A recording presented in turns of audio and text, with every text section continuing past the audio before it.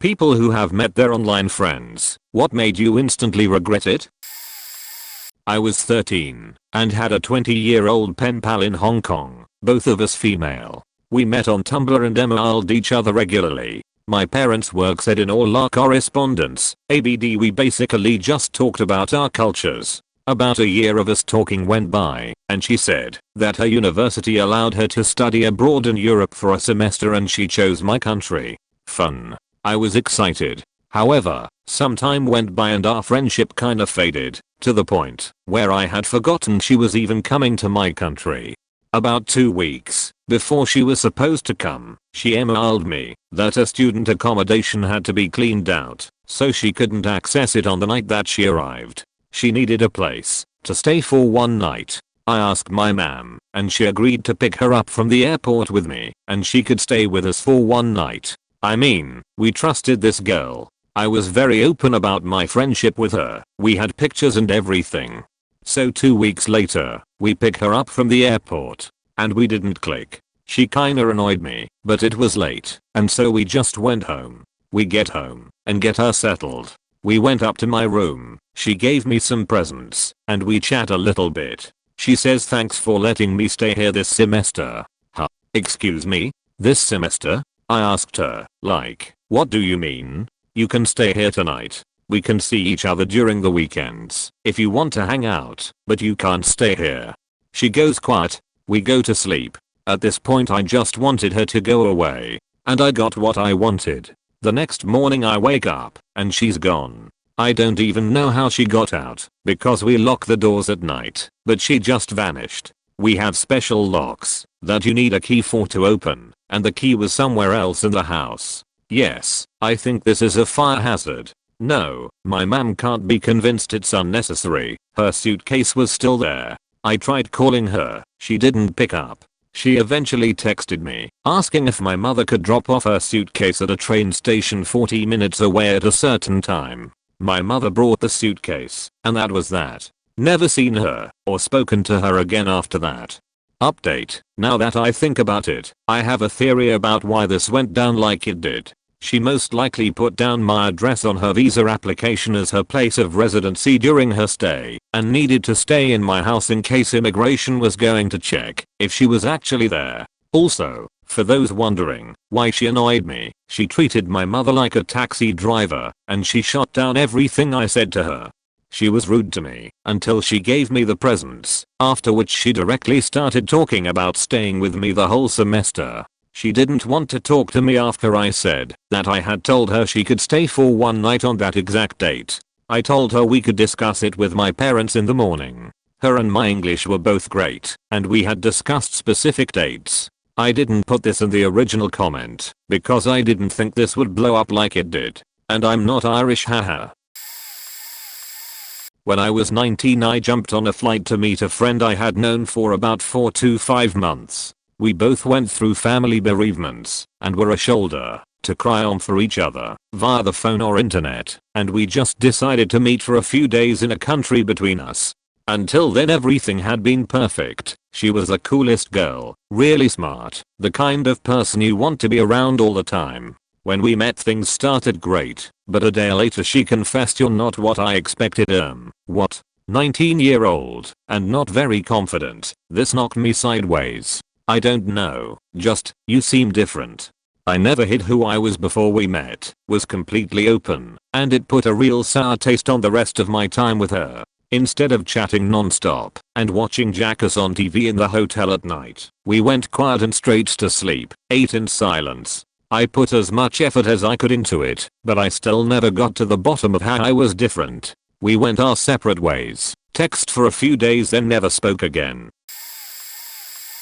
It was my friend Kate who befriended this girl, Jessica, who allowed us to come and stay with her when we traveled to the US. Jessica was rude to me instantly and kept my friend away from me. I'd go upstairs and she'd find a reason for them to go downstairs. She had Kate share her bedroom and she'd lock the door for hours, and so I'd just go off and do my own thing. We met at 2 friends and they both ignored me. When it was time for Kate and I to move on to another state, Jessica insisted on coming with us.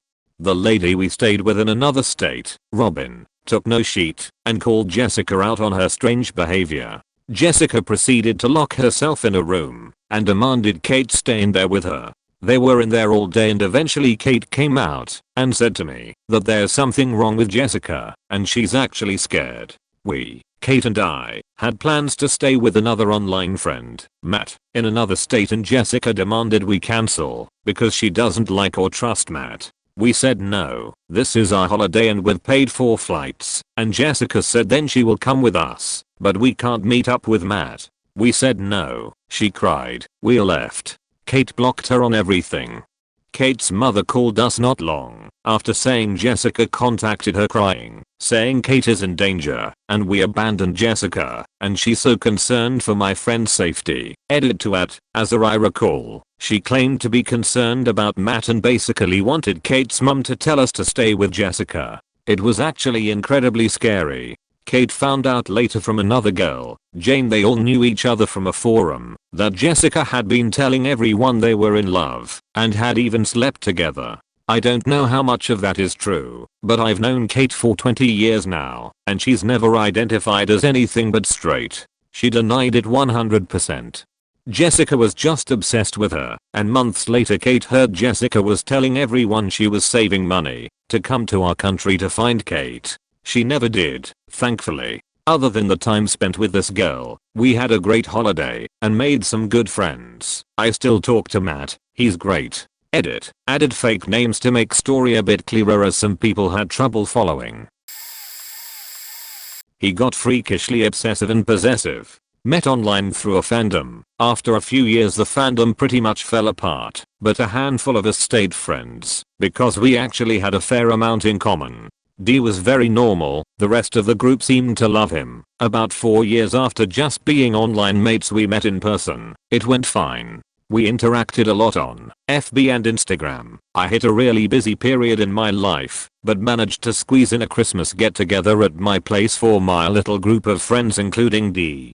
After that my online activity decreased drastically due to being busy, and when I managed to get on FB I noticed that most of the group were no longer friends with D. Weird, but whatever. I checked my messenger and saw message after message after message asking why I wasn't responding, what was I doing, could we arrange a meetup etc. I explained I was super busy, and it was also coming up to the anniversary of my mum's death so just give me some time and we'll see about meeting up another time. He said oh yeah I forgot about the anniversary, you can have that day, but I expect a response after fact that I blocked him. So he sent email after email after email asking me what is your faking problem, what the fuck do you think you're doing etc. point. So I blocked his email too. After 3 very peaceful weeks there was a knock on my door. It was D, and he had a 6-page letter detailing why we had to be friends. I shut the door, used an anonymous email thing to tell him if he contacted me again / showed up at my door I would call the police. Went on FB and told everyone, including the 2 remaining mutual friends, about it all, and could the mutuals not share anything about me / my life and actively discourage him from attempting to make contact. The friends who had long since unfriended him started messaging me that they stopped talking to him because of how creepy he was being in PMs about me, always asking if they knew what I was doing. Had I talked to them? Was I seeing anyone? Was I actually busy? Because he was convinced wasn't etc. In return I told them how he'd been trying to convince me to stop being friends with them because according to him, they were all sorts of horrible things and that they were incredibly jealous and hated how close he and I were. I assumed he was just butthurt because they stopped talking to him so was just making up a bunch of crap about these people who had always been perfectly nice to me. One incredibly weird occurrence just before this all happened was me telling a mutual on FB that I was heading to the aquarium in London with my daughter. Mutual friend was also in London that day with their daughter, and maybe we could grab a coffee / let the kids play in the park for a bit. I checked my messages later that evening and he was incredibly upset because he'd waited at Farringdon station exit for 2 hours so he could come to the aquarium too, and I didn't show up. We did not get off at that station, but one that was 2 stops after and closer to where we were going. I haven't heard a peep in over a year. He has apparently deleted his FB and Instagram and thankfully just disappeared. I have weird story about a lesbian I met online and eventually IRL. For reference, I'm a B girl. We started talking after I made a comment on a lesbian forum about being a single lesbian mom. I still didn't know if I was bi or a lesbian at the time. We started messaging a lot. Hundreds of texts a day. This included sexting and trading nudes a lot too. But she was always obsessed with my daughter. Like almost demanding pictures of her and updates on her. Eventually we arranged to meet up. When we finally see each other in person, she looks shocked and asks where my daughter was being babysat by mom so we can have a date. I could tell this threw her off a bit. After our date we start hooking up at my place. Even then she was still asking about her. After this, can I meet her? Would you let me babysit? Do you think she'll start calling me mommy? I was like, chill, she's 1.5. This combined with her being obsessed with my daughter's stuff, including stealing a pacifier, a dirty Onishi, going through the diaper pail. I decided this lady is crazy. She ended up stalking me for a while, but I was moving back in with my mom anyway, so I managed to escape. Met her after gaming with her for like 1,5 years. My parents allowed me to have her visit me for a weekend. Unbelievably beautiful girl, had a lot of deep talks on the phone, were frequently flirting quite hard and stuff. She kind of was my first love interest. We went out for a drink with a few friends of mine. Started hitting on my best friend the second she saw him. Didn't even pay attention to me the whole evening, and the first thing she said the next morning was, let's go to his place.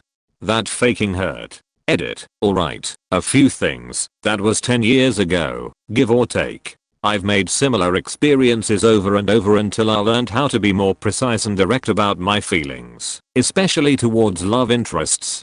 Today, I'm a self-confident guy in his mid-20s that is very secure around people, so I guess things worked out for me. I stopped contacting her after that, while my best friend actually stayed close for quite some years, proceeding to have some strange kind of friends with benefits / love affair type situation going on with her. I don't blame him. She was a gorgeous girl, even though it bothered me first. We are best friends still, while she has vanished into nothingness at some point. As many refer to my best friend as a bad friend for not respecting my interest in said girl. He didn't flirt with her that evening at all. It was one-sided, really. Everything that happened between the two of them was afterwards. After I quit contacting her, he asked me if I was okay with him keeping contact, and I was, since my interest had poofed out of existence at this very evening. The amount of desperation on that girl had.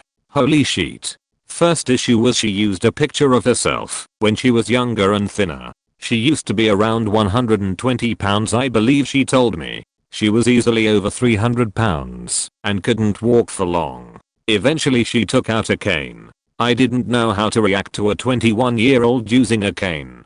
Someone that injured? Sure. Someone that spent 90% of their time watching YouTube and reading animes? Not fine.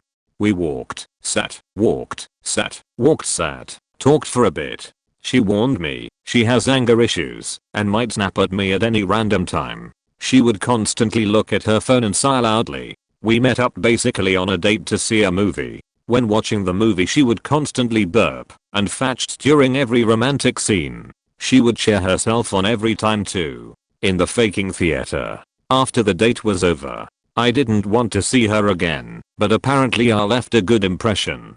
She would call me constantly every night, usually crying about how much she hates where she lives, how much she hates, why she can't leave, etc. She wanted a relationship to rescue her from there. Life would be better if she had a boyfriend and just did her own thing. The only jobs she had were at fast food places. Those didn't last long. Each 1 to 3 months at most. She constantly smelled like fish. She dropped out of college because, in her words, I couldn't stand the stuck-up people there. They really made it unbearable. Also, she does not like studying. After a while she stopped contacting me. I believe that she had taken the hint and backed off. In reality she went to another guy who is basically the literal definition of 4chan soy boy, though much worse. He can barely keep down a job. He can barely maintain himself. He drinks himself silly, and she is just happy to be away from her family. She started contacting me again begging me to save her from him, and I'm like, I have a girlfriend now. Bye. She left a 16-page Facebook rant. Haven't heard from her since. I used to draw a lot on /x/ and generally browse 4chan. I was going through a lot of depression, and I felt alienated from friends and family, as well as the death of a long relationship.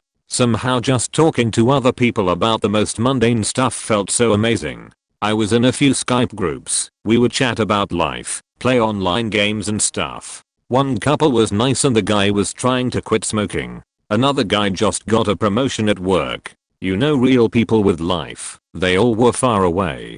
Until I get this email. I was going to delete it because it seemed weird, but I read it. It was a case of mistaken identity. He thought I was this person who also did modeling/cosplay or something because of my email name. I corresponded and corrected them, but we just kept talking. He also loved paranormal stuff, was into films, and writing too, and close by. After a month or so of daily talks and texts we wanted to hang out. Between all this I was moving out and in a bad spot emotionally, but he was very nice and talked me through anxious parts. I met him and sparks flew. No, actually I couldn't look him in the eyes and got sweaty because I realized how cute he was and how much I felt like an idiot. We did kiss, and as cliche as it sounds, it felt like when Dorothy entered Oz, my life had color again. Anyway, it ended well because we're getting married this year. So this one really changed my life. So for context, I live in Ireland and my friend lived in Scotland. I met this guy on Sparks when I was like 14 and he's 16 back in 2012. Got to know each other super well and talked every day and played Halo and Mass Effect 3 together. We did this for 3 years and I would have considered him one of my best friends at the time. But I'd never met him. I knew all about his life. I'd spoken to some of his family before. So I was known by some of his IRL friends too. In year 4 his 360 died, so then he got us Xbox One, and I got a PS4. Because of consoles we stopped talking a lot. We would catch up every now and then on Facebook and whatnot. This all changed in 2017, when he got engaged to a girl I remember him dating, when we were talking. A few weeks later I started getting messages about the wedding. He contacted me to be one of his groomsmen. Now 16-year-old me made a promise that I'd go to his wedding. So I said yeah, sure, of course. I had just faked myself. He later told me the wedding was in the US, which means I had to start saving to go. Let's skip to 2018. I fly out to the US for the wedding and I get to the hotel everyone is staying at. I text the groom and ask where everyone is. They are out for food. So I go get a cab and follow out to them. I walk into the restaurant. He very quickly spotted me and ran over, called out my old gamer tag and hugged me. I didn't realize how small he was. I'm only 6'1". I expected him to be taller. But after that night I found out that without something to focus on, video games, he could actually be a little bit annoying, and I had just committed to being stuck in a mansion for 4 days after this. At the time I was in a 2-year-long relationship with someone who wasn't making me happy. At the wedding I met one of the groom women. There were 2 girls and 3 guys, and instantly we clicked. We both also slagged the groom, so kinda bonded on that. We just got on super well, and we decided to hang out the whole wedding. She was also in a relationship. One of the nights we kissed, and after that I knew it was over with my now ex. After the wedding and me and her were flying out on the same day and we were in the same terminal. We had a nice bye-bye. I got home and broke it off with my ex. That night the girl from the wedding got dumped. We saw each other on off for a month or 2 and after that we started to get serious. I'm still with her and it's the happiest I've ever been with someone. Met my best friend at the time on League of Legends. After talking every day for 3 years, I ended up moving to a state much closer to him, so we decided to finally meet. We talked before about all the things we'd do together and how awesome it would be. I loved him so much. He was there for me through so much and was a wonderful friend. He had a new girlfriend at the time of our meetup and he brought her along with him. I had no problem with this because I'd love to meet the woman who makes him happy. It was abundantly clear from the get-go that she wasn't a real big fan of me. I did my best to be kind and still had tons of fun. I didn't hear from my friend much after that. A mutual good friend of ours messaged me, and when I asked about my best friend, they said that his girlfriend was telling people that I was basically an awful person for whatever reason. 3 years later, and he is engaged to this woman, and I'm happy for him, but I haven't spoken to him in those 3 years. I still miss him every day, and I wish I could be there for him on his wedding day. On mobile, so forgive me for any weird formatting. I, F22, had a friend, M26, online for 11 years before we met. I'm Canadian, he's American. We met on a RP site when we were quite literally still kids and were a massive part of one another's lives, especially during our teenage years. We spoke every day through text, on the phone, had each other on social media, we even knew and sometimes spoke to each other's family and friends in real life. He called me his light and his sister, and I called him my brother. We were family. It would take a whole novel to explain our 11-year friendship and what we have been through together, but I'll just try to make it short by saying he had a very shitty and unstable life and a lot of mental health problems. He was a narcissist. I spent many years being his emotional crutch and punching bag, helping him find jobs, being there for his breakdowns. I never broke off the friendship because after all those years, I kind of felt responsible for him.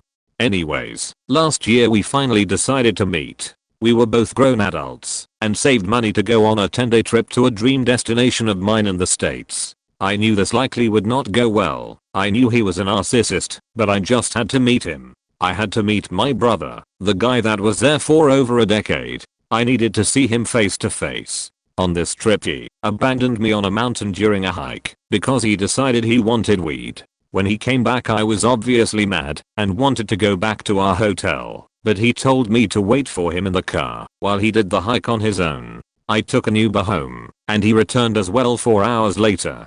Automatically assumed I'd shell out $300 for him to buy a laptop he wanted without asking me. Just brought me to the store to look around while we waited for our movie to start at the theater and sprung it on me. I refused. Was overall inconsiderate. We only ate at places where he wanted to eat, when he wanted to eat. Only did things he wanted to do and not me, despite the trip being my idea. I missed out on a lot because he just wanted to sit around and do nothing. And so much more. What hurt the most is, when I confronted him about it, he told me you're not my girlfriend, I don't need your approval, or need to change for you to like me. I cut the friendship off, and blocked him. When we return home, I also plan on retaking my dream trip one day, and doing it properly this time. This story took place over a decade ago, when I was a senior in high school. Some of the details are a little fuzzy. I met a girl who blogged on the same site I did. Let's call her Sarah. We were the same age, but she lived in a nearby town and went to a different high school. We had been talking online for a month or two and then decided to watch a movie at her place. The date was awkward, but not awful. We kissed, nothing more. However, I could tell that she was more into it than I was. I didn't want a relationship, and she definitely did. We had already talked about this. So when she broached the topic of a relationship a few days later, I told her that I had fun on our date and I liked her, but still felt the same. I didn't want to get into a relationship before I left for college. She appeared to understand and took it okay. Online, I knew she was disappointed and I really felt bad for her because I knew how that felt, but she said she agreed with me and wanted to do the same thing. We were the same age. I still think I made the right call. That's when things got weird. One night a few weeks later, I was sitting outside a coffee shop in a crowded shopping center when an South pulls into the parking lot going about 45 miles per hour. Just absolutely flying. It was really dangerous. The South drives past me sitting outside the coffee shop, window rolled down, and I see Sarah in the backseat holding a plastic red Solo cup. I hadn't told her I would be there, but it was one of my regular hangout spots, so she likely knew to look for me there. "Fuck your cork." She screams at me as they pass, and she throws the cup out the window. It hits the sidewalk in front of me, and I can smell that it's full of booze. They haul ass around the parking lot and come back for another pass. I'm gathering my things to go inside at this point, but she continues to hurl insults at me from the window as her friends drive her around. I don't remember exactly what happened after that, but I basically stayed inside until the sub left, and then I drove back home to my parents' house for the night. Then at about 2 AM, my dad comes into my room. I was asleep, school night. There's someone out on the front lawn. They're screaming your name. It turns out Sarah had figured out where I lived. Maybe they followed me home, and her drunk awful friends had driven her over to my parents' house at midnight on a school night and just left her there. She was laying on her back out on the lawn, screaming at the top of her lungs, "I hate you Nossoblood. Fuck your cork." Such a strange insult that no one has ever said to me since. My dad got her some water and helped her to her feet. He contacted her folks and drove her to an all-night diner where they picked her up. I don't remember the details of our follow-up conversations. I remember that she apologized and felt embarrassed, but it was also clear she had an unhealthy attachment to me. To be honest, I wasn't very nice to her after that. I told her politely but firmly that I didn't want her in my life. Cut to freshman year of college, 4 hours away from my hometown. Who do I see on campus but Sarah? She'd never mentioned she was interested in this college, and she knew I was going there. Fortunately for both of us, that is where the story ends. I never did learn if she followed me there, or if it was just a coincidence. I didn't see her much at college. We had different friend groups and she did her own thing mostly. She might have messaged me once or twice, but I didn't reply, and eventually, she quit contacting me. The funniest thing is, I spent about an hour reading through all the responses on this thread, thinking to myself, man, I don't have any crazy stories like that. I had totally forgotten about this incident until a voice, somewhere in the deep dark recesses of my memory, called out to me in a harsh whisper, "Fuck your cork." Met a fellow 7th grader on Xbox, and we were pretty great friends. Even after I quit playing Xbox, we still kept in touch. He only lived 2 towns over, but it was right on the edge of where my parents would drive me. So high school graduation, I finally made it out to see him for the first time. We were having fun until I asked him, "Hey, is blank coming?" Blank was a middle school girlfriend he had that we talk about a lot because I'd third wheel a lot of Xbox live parties with them, and we had a bit of inside jokes. Him and his friends Winston chuckled, kind of the awkward reaction I was aiming for. Then I pieced together from old memories that the other dude in his friend group used to date her too, and how they'd gloat about being Eskimo brothers, so he'd probably remember who I was from Xbox as well. After a few more jokes, my friend leans in on me and goes, "Hey, I know you're not from around the area or nothing, but she died in a car accident a few months ago." I immediately shut up and left. They told me they were fine with it all and we should hang out again, but when you're making explicit jokes about someone whose obituary stated they played piano for the church and consecutive years on honor roll, you don't really want to go back round those there parts. Nightmare week. When I was 13, I met this girl online and we got really close. She lived in the south of the country and I lived in the center, Portugal for reference. Everything was fine. We liked the same bands and were both just teenage fangirls. We became really close and wanted to meet. Now, my 13-year-old brain did not see all the red flags. First, she became really possessive over me. I couldn't speak with any of my other online friends without her knowing. She would go through my Facebook and Tumblr to see what I was doing, and she was really jealous every time my family bought me anything as her mom couldn't afford it.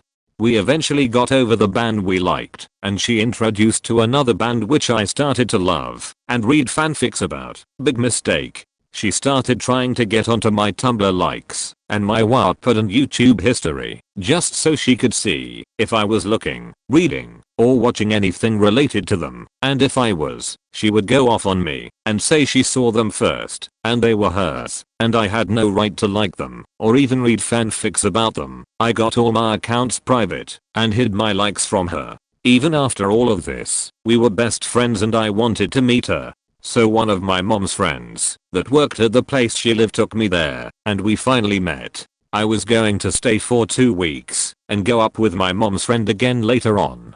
When I got there, the first few days were amazing. We were really close and loved being with each other. Then she started treating me like shit, ignoring me and wanting me to sleep in her little sister's room and be out of her room for once. I didn't get why, and I tried to confront her about it, and she said sorry and everything was fine for a day. Her mom was barely home and treated her like shit. There was barely any food at home and sometimes the most I would eat in a day would be a sandwich.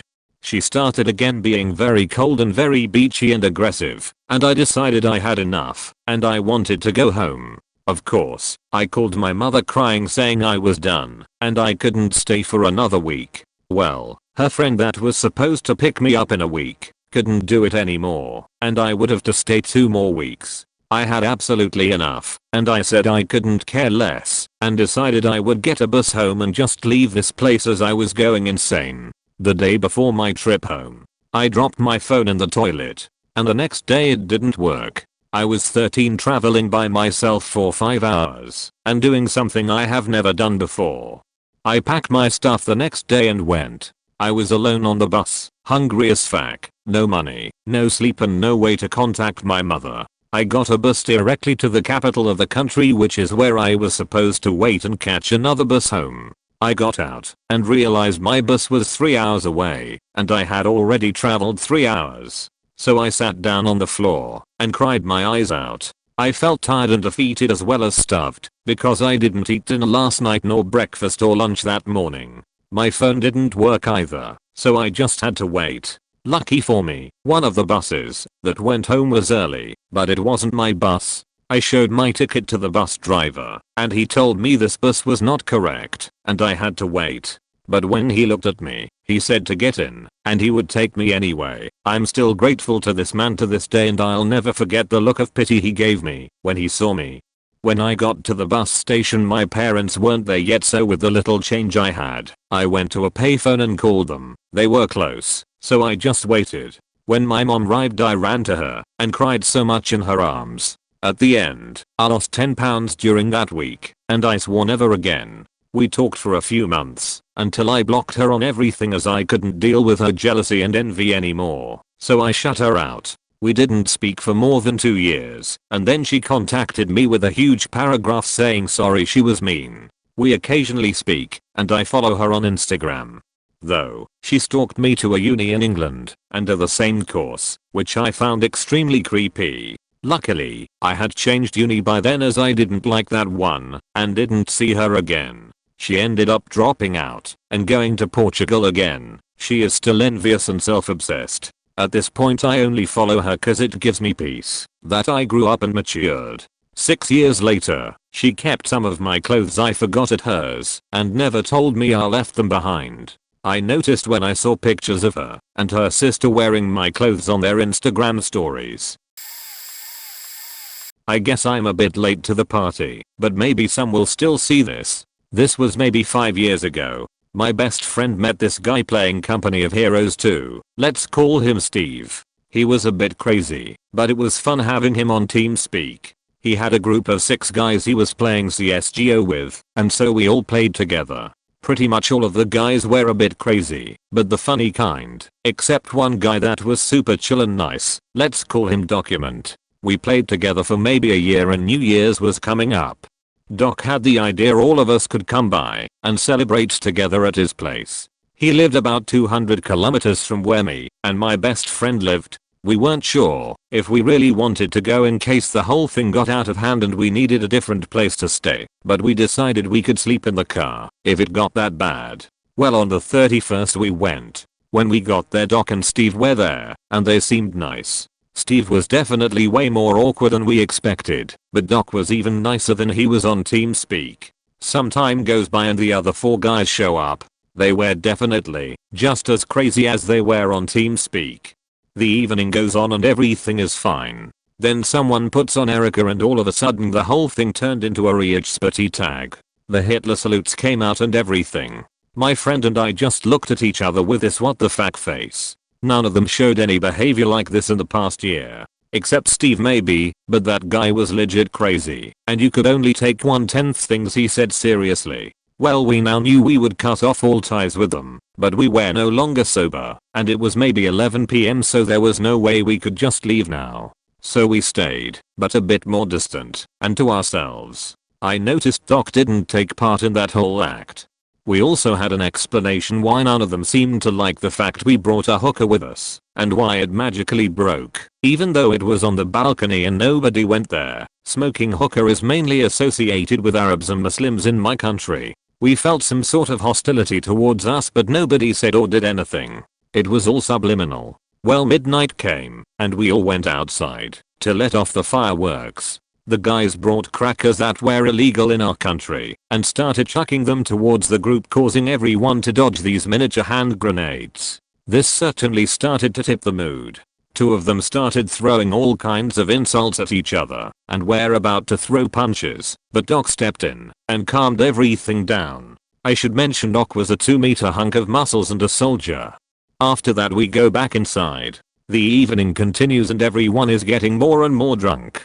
My friend and I kept our alcohol consumption at a minimum as we didn't really feel safe anymore. The situation was not stable anymore. It felt like the whole thing could go up in flames any minute. And so it did. At about 2:30 AM Steve started to scream and hurl insults at one of the guys who didn't like that at all. He jumped up and started charging Steve, but his buddy got him at the neck of his t-shirt, tearing it apart in the process. We now had an angry 110-kilogram guy trying to turn 50-kilogram Steve into mush. Doc was at this point frustrated and just looked out for his furniture and didn't care what happened to Steve. My friend on the other hand did and got between them. Not a good idea. As we later learned, a couple of the guys decided to sniff some speed and the angry 110-kilogram guy was one of them. Now my friend was the target of Steve and the big guy, but both didn't have the courage to do anything as my friend did powerlifting and had quite the impressive muscle to body ratio. Well, now it turned into a Mexican standoff with everyone yelling and throwing insults at each other. This went on for at least 1.5 hours. At about 4 AM Doc had enough and kicked the big guy out. The rest of the evening was me and my friend sitting in a corner waiting for everybody to calm down and go to sleep. My friend and I slept for 4 hours, and at 9 AM we got up. We packed our stuff, got in the car, and left for home. We deleted and blocked all of them. We don't really talk about the whole ordeal, we only refer to it as the worst New Year's Eve we have ever had. P.S. Neither me or my friend are the type that goes to parties where you can expect a fight, nor do we have anything to do with drugs, not even weed. P.P.S. If you think, based on this thread, that meeting online friends is a bad idea, I can understand that, but it can also go the other way. I met my best friend through online gaming, and I've recently met another guy that quickly became a close friend as well. It's not all bad, you just have to be careful. So I was in a Discord chat of a bunch of random people. I met a guy who was only 2 years older than me and lived in my state. We started talking for a while and we got super close. We both wanted to meet up, and it turned out we were both going to go to the same cosplay convention. We were excited, but then he says, "My brother is gonna come too. I told him about you, and he thinks you seem cool." I was okay with it at the time. Now, I didn't regret meeting up with my friend. We are actually still super close to this day. I regretted meeting his brother. We both drove to the hotel and met up there. We found our room and I plugged my Nintendo Switch into the TV so we can play Mario Kart. Now here is where the creepiness begins. I choose Rosalina, and his brother says, "Of course you would pick the sexiest character." I just kind of awkwardly chuckled and continued playing. He continued to say weird flirty things the rest of the night. The next day we went to the con, and I was dressed as a Mimikyu from Pokemon. My friend was Pikachu, and his brother was a Team Skull Grunt. We had a lot of fun, but the brother kept getting real close and putting his hands on my shoulders and shit like that.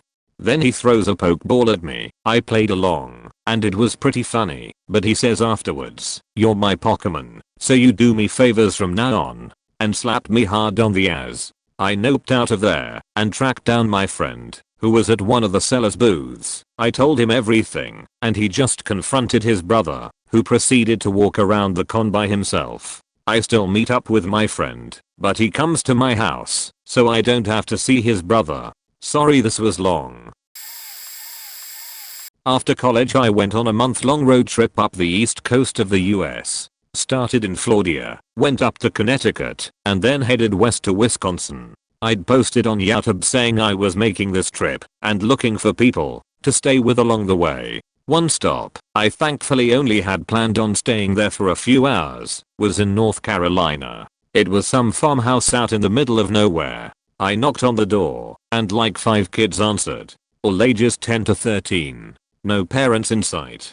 I thought it'd be fine and that I'd only be there for a few hours and I wanted to take a break from driving anyhow, so I stuck around. I asked if they had anything to eat while I was there and they lead me into the kitchen. They'd all been pretty awkward and quiet through all this, but it seemed normal enough. They're just awkward kids, right? They pull out some bread and peanut butter. I ask if they have any silverware and that's when I realize that the 5 of them are semicircle around me, fully blocking me in. I'm standing in the corner of this kitchen against their countertop and the 5 of them are just quiet and watching me. One kid who hadn't said anything in the half hour that it's been since I've arrived stepped forward with his hand shaking violently. I'd just asked for silverware, so he pulls his hand from behind his back with this massive knife. He's shaking and just says in this small scary voice, "Here's a knife." And I just put my hands up and backed even further into the corner. Whoa, what's this sheet? What's going on? Getting fully ready to punch a child.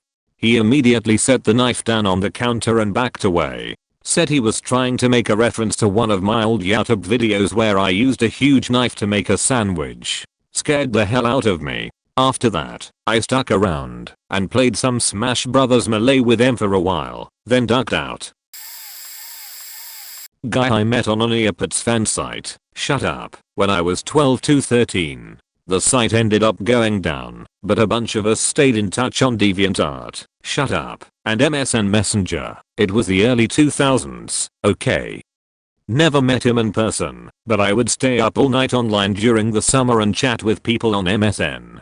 I knew some of the people from the old Neopets fan site were older teenagers, and that this dude was actual adult. Can't remember how old exactly, maybe 20 to 30. But he'd been pretty cool up to now in the year or 2 I'd known him. Suddenly he wanted me to send him a picture of myself to know what I looked like. I wasn't cool with that, so I sent him a drawing from my DeviantArt. Shut up. He said something along the lines of it wasn't good enough, and he wanted to see what I actually looked like. I remember expressing I wasn't comfortable with that, but he kept pushing back and insisting on it. I said something like, "If you were my friend you wouldn't keep asking," and he replied with something like, "I knew you'd say something like that." Little Red Maiden Stranger Danger Sense started going off, and I eventually just blocked him and lost touch completely. Dozer, if you're reading this, dude, you were mega creepy and gave off pedo vibes. I had met her in person once. She was the new girlfriend of one of my friends who had moved away. We became friends on FB, chatted, exchanged memes etc. Then phone numbers. We would talk on the phone at least once a week. We seemed to have a lot in common. It was nice. It's hard for me to make friends in our area. Lots of small town BS. She told me the same, that her anxiety made it difficult for her to not take things personally, but that she was working on it. Wow. Me too. We were bonding.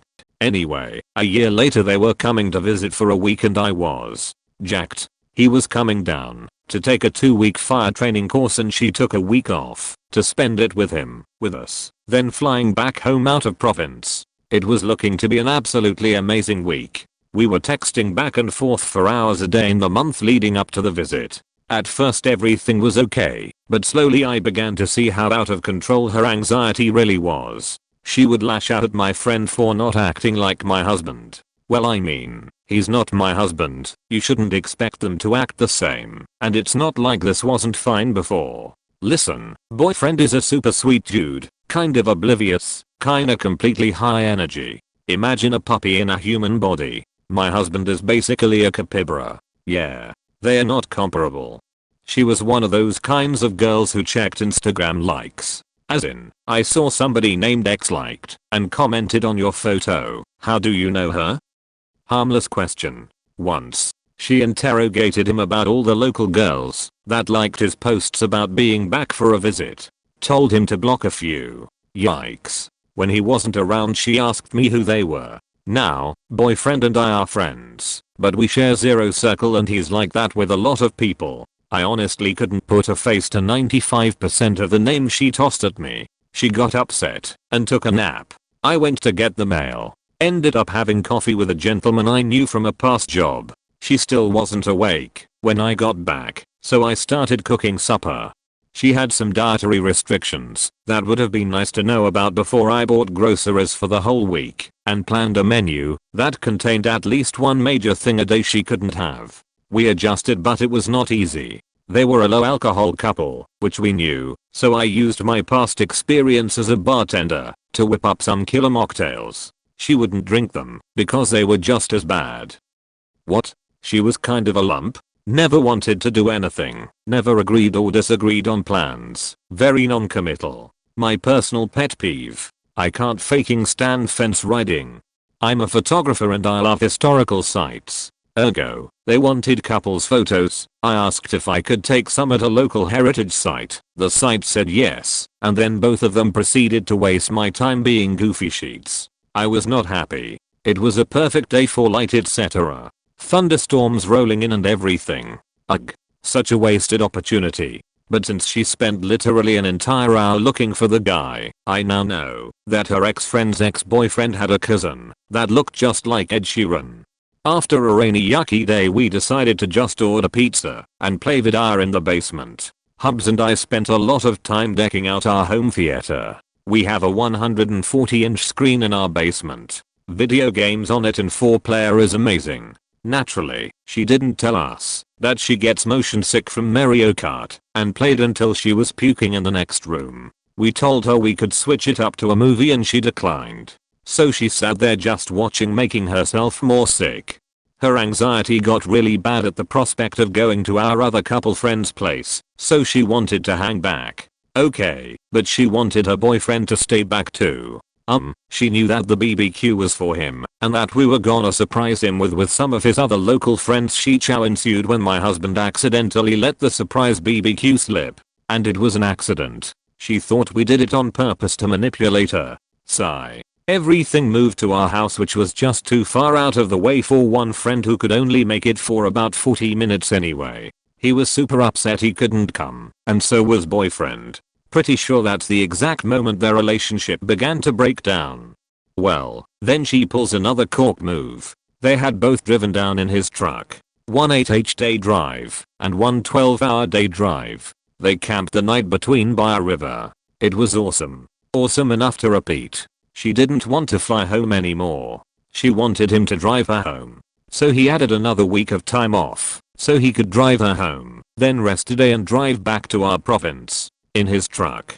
His gas guzzling truck that cost as much in fuel as her plane ticket would have. It was insane. He ended up bumping the second half of his course a week as well. When they drove off at 9 AM I took a nap and slept till 6 that evening. Then a full night again from midnight to 7:30. I was that drained. Plus side was since he bumped a week in his course, his friend who couldn't make the BBQ was now on days off, and we spent a whole day at a food festival together. Right? No.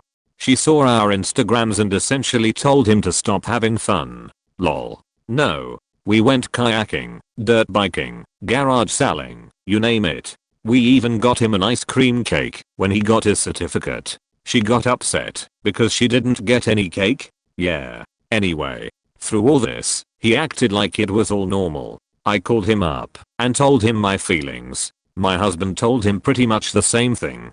They broke up about 6 months later. He's coming to visit us again in less than a month and I'm so excited. We met in Ek with my then current boyfriend at the time. We talked for years, playing together and so on. We even went to WoW when it came out, the three of us playing, chatting. We chat on Vent/TeamSpeak/phone for hours. The boyfriend and I broke up, as will sometimes happen. Life, you know. Friend and I still talked. Met up with a new guy, together for a year. Himself, the friend and I, play together. Comes up in conversation that we are looking for an apartment. We are living with my dad, and him and his girlfriend are expecting a baby. To be considerate, we leave so they can use the space for the baby. Friend says, oh bro, I have a house I keep. We can be roomies. We figure, let's go meet him and talk about options/expectations. We coordinate and show up at his place. It's a really nice house. He comes out and tackles me into a hug.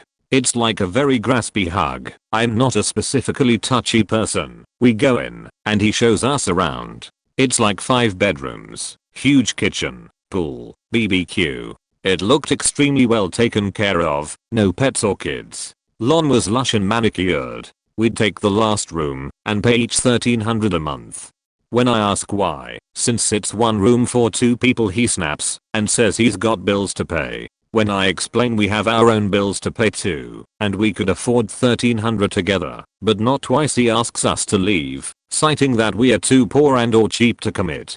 He blocked us on wow, FB everything. Years of friendship gone in a 45-minute long meeting. A few years later, he emailed me, trying to apologize. He was under severe stress from his mother, who owned the house, to help pay the house payment. He'd been through tons of roommates on the pressure of his mother demanding high rents. He'd been unemployed for weeks and was struggling with interviews and rejections. A huge sob story. It ended with, "Things are way better now. Would we reconsider being roommates?"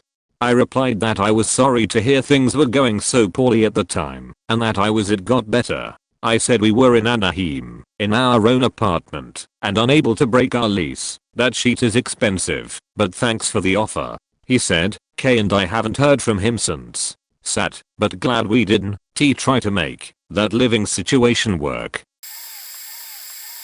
So we never actually met, but were supposed to. Therefore I shared my address with him. We shared a common interest for many years on a forum, talked all day, and became best friends online basically. Eventually he got comfortable enough to start sharing some dark stuff about himself, how he had almost murdered a woman who tried to help him in a hospital and so on. He had severe mental issues, it turned out. Anyway, so I tried to continue like normal, since he said he was good now. He already knew my address, and knew about my family via Facebook and so on. One day he starts acting really strange, making up stuff how I will betray him like everyone else, and how I suck etc. Tried to calm him down, but he just went on. Eventually, he did calm down, and said he wanted to make it up to me. So a quick note here. I like to collect expensive figurines. What kind is not important. But one day I get a package that turns out to be from him. It's a very nice and expensive figurine of the kind I like to collect. I'm of course very surprised and almost a bit shocked by this, but thank him a lot of course, and tell him to please not do that again, even though I really like the present. He says he will come over soon to meet me, and I agree to it. Months before he's expected to go, he has another weird episode, but this time it takes the cake.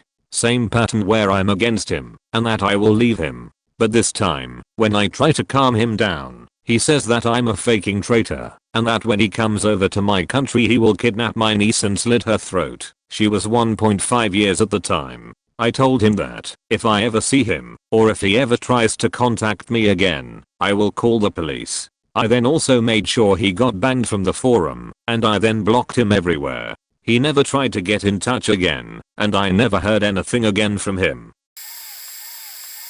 I lived with my mom. She was gaslighting me, emotionally abusing me for most of my life, making me feel crazy. I worked a 60-hour work week every week, making $9 an hour, to take care of her, my sister, and to pay for my apartment. Well, my online friends started telling me about gaslighting, explaining what it is, and how things I've described sound just like it. Like her making me believe she gave me money, even though I knew she hasn't. Making me think I was crazy.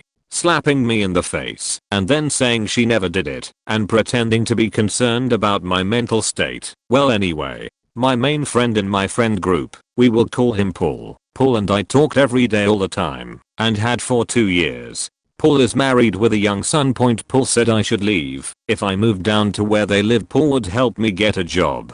I wasn't sure. Paul brought me and another friend who I had liked together, and we started dating. Paul said, now you should really move down. My now boyfriend friend, Steve, agreed, so I did. One day after having enough, I decided to, and Steve came down to visit, and I told my family I was leaving with him. Paul helped me get a job where he worked. Paul drove me to work all the time. We carpooled. My relationship with Steve was going wonderfully. Then Paul told me he had had feelings for me. He wanted me. I said no. You're married. He dropped it for a few weeks, only making jokes about it every so often, but then Paul decided to act. He started flirting hard.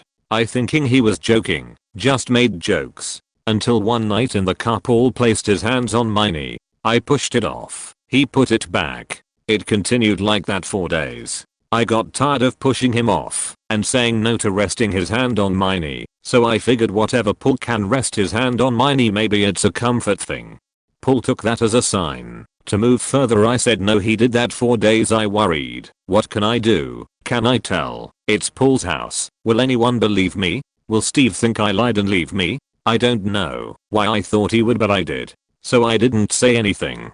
And then Paul started touching me, first for a few days in the outside of my pants. I'd try to stop him, but he would just put his hand back. I tried to set things on my lap, but he'd just move them. I gave up.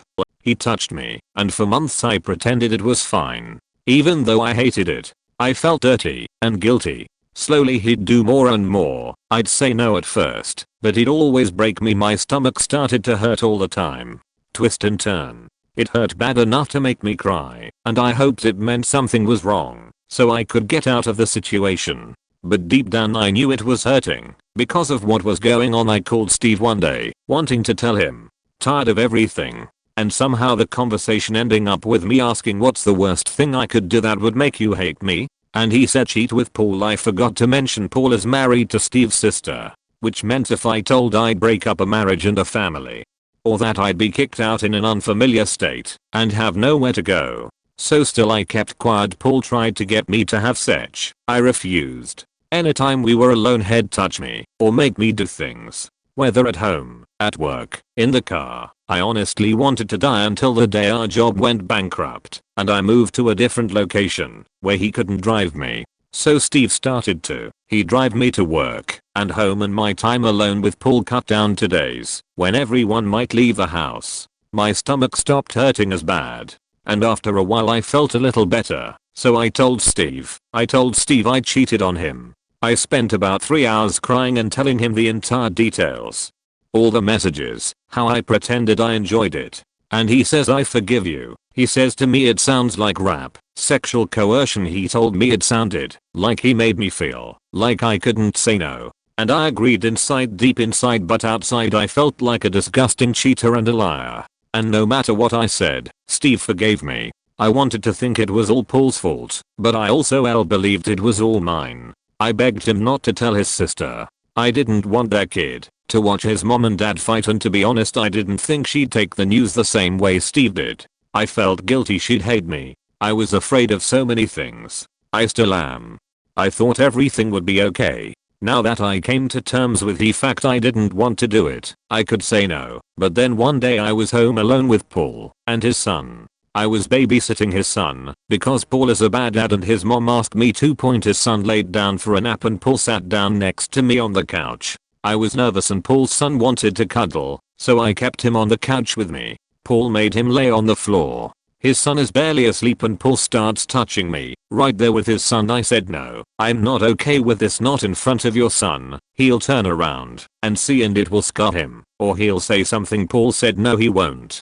I said no, but he wouldn't stop. I gave up and told him fine, but we have to go to another room. He touched me and I didn't pretend I like it. He kissed me. He made me touch him. I was literally praying for it to end. My stomach started to hurt. I started to feel sick. ABD. Then a miracle happened. His dad, who was staying there too, his dad walked into the bathroom right outside where we were. He nearly caught us, but he didn't and Paul stopped. It was over.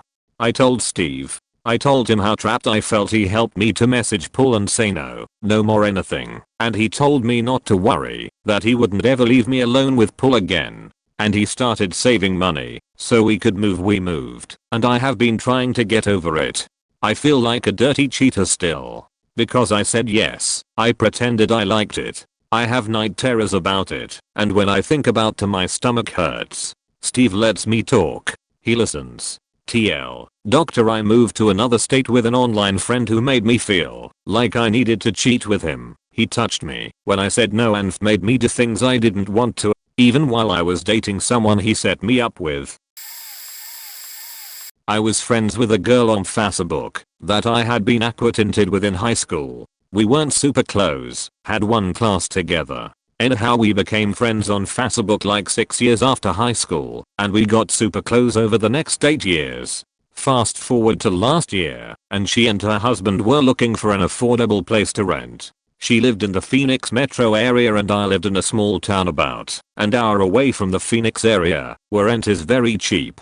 I give them our property manager's number and they come look at a 4BD house a few streets over. The rent is cheaper than what they were paying for a 2BD apartment, and she works from home, making like $40 an hour, so they decide to move here. I'm pretty excited. I consider her my best friend. So the weekend of their move comes, and my husband and kids end up with the stomach flu the first day, so we are unable to help them unload their U-Haul. She's one of those people who posts everything thought and feeling on Facebook, so she's talking about how tired she is and how they only had a few people to help. Of course I feel awful, but she didn't want me to come help and expose them to the flu. So the second day of their move comes, and she's begging people to come help them online. My husband is feeling better, so we just show up to help.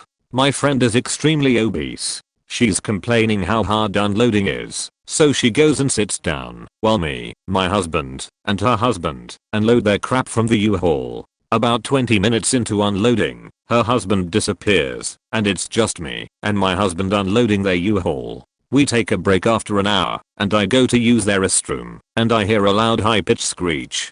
This startles, and I hear my friend screaming at her husband about fish filters. For the last hour, while we've been unloading their U-Haul, she and her husband have been setting up their fish tanks, and apparently can't find the fish filters. My husband is visually annoyed. We've been roasting in the 100-degree heat, unloading their U-Haul, while they are inside the axe searching for a fish filter. My friend is now wailing, like a banshee, and screaming at her husband. It's extremely awkward. There are only a handful of boxes left in the U-Haul, so we decide to go home. Her husband asks if we finished with the U-Haul and gets snarky when we tell him there are a few boxes left. Neither one says thank you, and we leave. My husband immediately does not like either her or her husband, and I'm left with a pretty sour taste in my mouth, but I chalk it up to them being stressed with the move. A few days later, she calls me in a panic about their stove. They've never had a gas stove before, and she's convinced it's leaking. She asks if my husband can come look at it. My husband is HVAC certified, so he's pretty knowledgeable about natural gas appliances. When he gets there, he checks the stove, and there's nothing wrong with it. It has a stink when it heats up, but it's not a rotten egg smell. He tells them it's just the oils on the new stove heating up, and it will go away after a while.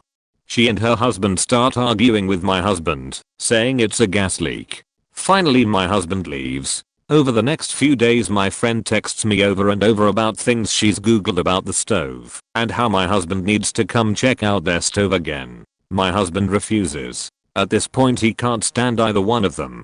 So it gets to the point that she calls the gas company. They tell her to evacuate the house and wait for a technician. They stand outside for 3 hours waiting for the technician only for him to check and tell them the same thing my husband did.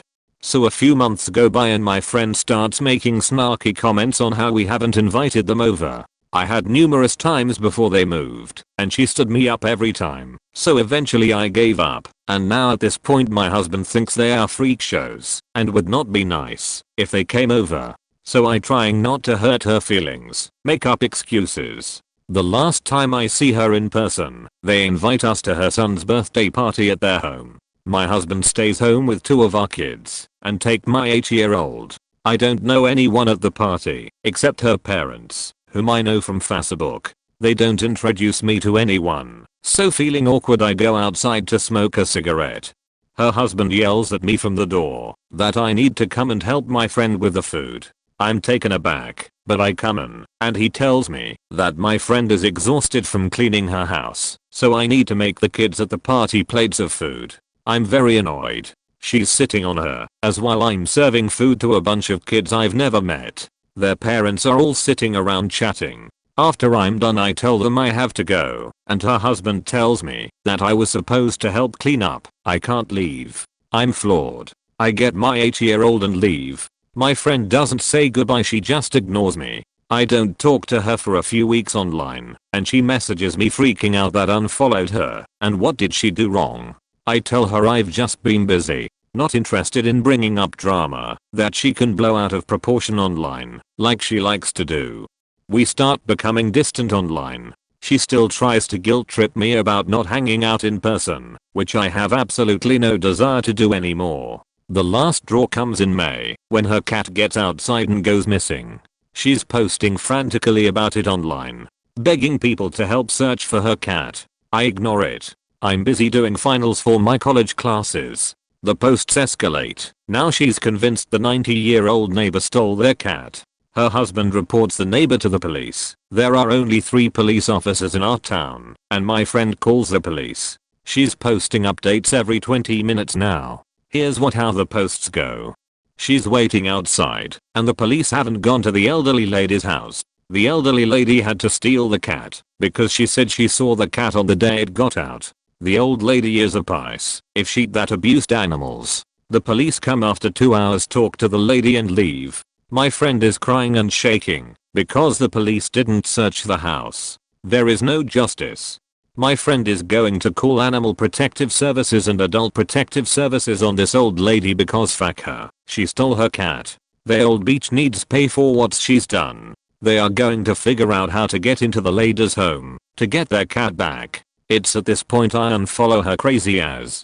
This is a level of insanity I can't handle anymore. What's worse is there are people encouraging her to ruin this old woman's life with no proof that she has the cat. Anyhow, a couple of days later, someone on the other side of the town posts a picture of her cat, saying it showed up a few days ago, trying to find the owner. So she gets her cat back. I look at her profile expecting her to feel bad about blaming their neighbor, but nope. They are convinced the old lady was scared after the cops came and went and dropped the cat on the other side of town, so she didn't look guilty. What the fuck? A few weeks later, a mutual friend tells me crazy friend made a childish post about what a horrible person I was because I didn't volunteer to search for her cat and bragging that she unfriended me. I check, and sure enough, psycho unfriended me. Hallelujah and good faking riddance to her and her crazy husband. I have 2 friends I've been gaming with for almost 10 years that I eventually met IRL. One became a complete disaster and I barely talk to him anymore. Referring to him as E. The other I'm actually dropping back off at the airport at this very moment and I wish it hadn't gone as awkwardly as it did. Referring to him as A. We all used to play various Steam games together. On Fridays we still typically end our work week by getting drunk and hanging out in Discord. E and A and I all met on Killing Floor back in the day. I've never kept it a secret that my husband and I are non-monogamous. Naturally I had a flirtatious relationship with one of them, E. We dated a bit. I'd fly to Seattle to spend the weekend with him, and he'd come see us from time to time. There wasn't anything too weird at first. E was just a little awkward IRL, kind of shut down emotionally and introverted. But my husband and him got along really well. Everyone is kinda awkward sometimes, so I dropped it. It seemed like a good fit. After a few months it became clear he was taking the casual meetups really seriously. It wasn't just such and fun dates for him. He seemed to believe that we could somehow make a real relationship work, and he was investing a lot in me emotionally. I bluntly told him that wasn't the case, that I'm married to who I'm married to, and I apologized if I didn't make my intentions clear. He seemed fine for a few weeks. Friday night rolls around, we all get in Discord and start gaming together, but he is drinking hard and isn't holding his liquor well. He stops us every few minutes so he can try to puke. We encourage him to go to bed. It'll be Friday again next week and we'll all be on again. He refuses to get off and is too drunk to understand what an absolute buzzkill he's being. I message everyone separately and tell them to say we all need to go to bed, hoping he'll just log off and crash out. We waited until it looked like he'd signed out and all rejoined the channel to resume our gaming. It turned out he hadn't signed out, he'd just gone invisible, and when he saw us all get back on he lost his shit. He assumed that we tricked him because we didn't like him instead of it just being that he was wasted and being kind of annoying that night. I assumed our years of gaming and eventual dating meant he understood that we had a really decent friendship and I didn't secretly hate him or something. He starts texting my husband saying he was going to die tonight and don't tell me, but he's been feeling suicidal over losing me for weeks and his gun is right there with some ammunition. He just really freaked out. So my husband starts the long, drawn out process of getting a hold of the correct police department. We live in Colorado, and I start calling and texting freaking out thinking he'd already killed himself because he wasn't answering. I even found and started messaging one of his oldest friends on Facebook, asking if he could make it to E's house, but he was drunk too, given it was a Friday night, and he wouldn't answer his calls either. The Seattle cops ended up breaking down E's door and waking up his mom and sister, who had no idea any of this was happening, and pulling him out of his house, straight to the hospital. They confiscated his gun. Needless to say he has apologized and tried to convince me he's getting help and wants to just be friends again, but I'm pretty wary. Also to be noted, I was in the Discord chat the night he lost his sheet and had nothing nice to say about him after that. I also just got out of our car to catch his flight back home, and I'm pretty relieved about it. So all of that happened with about 7 months ago. I seemed pretty happy he dropped out of our gaming group, and after this weekend I realized it's because he was actually jealous of E and my dating. I met A in Killing Floor. Before I met E I'd only just gotten a laptop to game on, and was horrifically bad at using a mouse and keyboard. I was great about it. He was really patient and gave me some great advice and really made the experience enjoyable. Fast forward to 8 years later, A and I have always had a good friendship. We keep up with weekly gaming and each other's lives. I've never been romantically interested in A, and he had just been through a bad breakup with a long-term partner who he'd proposed to before she walked out on him. I felt super bad, so my husband and I invited him to go to hang out for a few days. I bought the tickets before talking to us completely. He booked it for 5 days instead of a weekend, and it happened to be on a week when I couldn't take time off of work, so he and my husband ended up hanging out more. Night 1, I'm having a few beers with him and hanging out, and he's really pushing my personal space, standing super close, hovering over me. He's not a small dude. I try to subtly move back or move around him, find a chair to sit in, kind of as my body language to signal that I'm not comfortable. Anytime I look away or do something else, he starts staring at me really intently. I shook it off as maybe it's just some jet lag and alcohol, or maybe he's just happy we're meeting, or whatever. While I'm at work Friday, my husband and A apparently fool around a bit. My husband tells me that they didn't get very far because A said he wanted to wait for me. My husband tells A he's pretty sure I'm not interested, that I haven't been dating or anything since she went crazy with A. Said he understood. My husband isn't feeling well Friday night, so he's already in bed. I'm hanging out with A in the kitchen, having a beer, and he suddenly gets really still and kind of awkwardly lunges at me for a hug. I laugh it off, hug him back, but I'm feeling super weird. Then out of nowhere he bites my neck a few times, like you would if you were making out with someone, and just kind of stares at me. Again, he's much bigger than I am, and my husband is vaguely drunk, mostly sick off some food we ate, and in the other room. So I wipe my neck and kinda laugh it off again like, the fact dude. But at this point I'm thinking I already know what A is thinking, and I try to nicely redirect him. He proceeds to tell me that he's been waiting for his turn to hook up with me, and he's seen me date all these other guys and we've been friends for so long. Why not him? ECT. I'm floored. I try again to tell him that that's just not how I feel, but I can see he's got this resentment on his face, and after that, for the rest of the weekend I can't hug or kiss my husband or talk about anything remotely related to dating or anything without getting this look from him. It blew my mind. I genuinely thought we were friends, not that he was just waiting for his turn to fuck me. So, two really long-term gaming buddies are potentially down the drain after IRL meetings. TLDR, 2 long-term gaming buddies potentially gone after meeting. Dated one who threatened to kill himself after I had to break it off when he started taking our dating too seriously. My husband and I are in an open relationship. Just met the other one and had him go full on /nase on me because I'm non-monogamous and apparently that means I'll fuck anyone.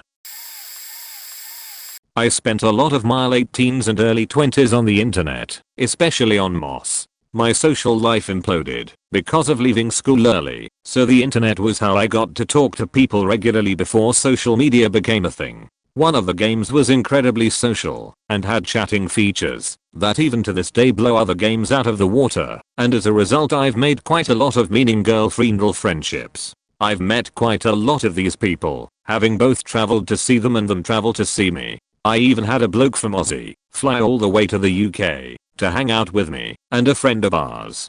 All the times I've met somebody has been great except for a single occasion. One of my closest and long-term friends lived in Europe. I'm going to ramble a bit for backstory which will be relevant to the ending later. We had known each other for a very long time and were extremely close. At some point she unfortunately had a miscarriage and she came to me to vent. At the time her boyfriend wasn't so attentive. I'd be on a Skype call with her playing WoW and I could literally hear him in the background gabbing away with his friends. They never did anything together, which is probably why she came to me.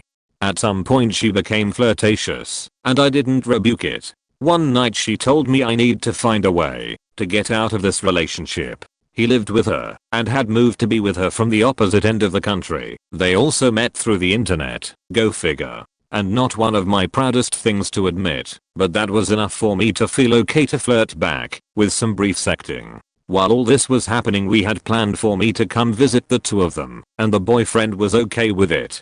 But now the trip was being talked about as if it would be just the two of us. Their relationship was pretty much dead and she expected him to be gone. And then she found out she was pregnant.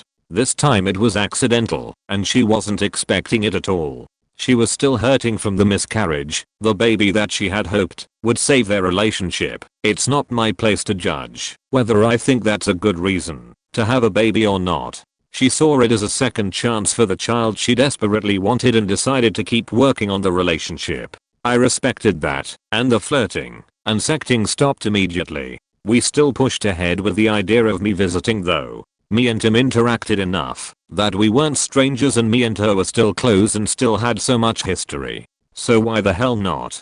So the trip happens, and for the first week it's a blast. Slight bit of awkwardness of adjusting to each other and sharing a life space together, but no issues or anything. Then the final day comes, and she invites me out for breakfast, just the two of us. I thought we were going to just go to a cafe or something. Instead she drove us to a secluded little spot in the mountains. We sat at the edge of the sea surrounded by cliffs and islands in the distance. It was beautiful. And we were completely alone. She had made a picnic for us, complete with basket and blanket. It could be suggested that it was a romantic environment.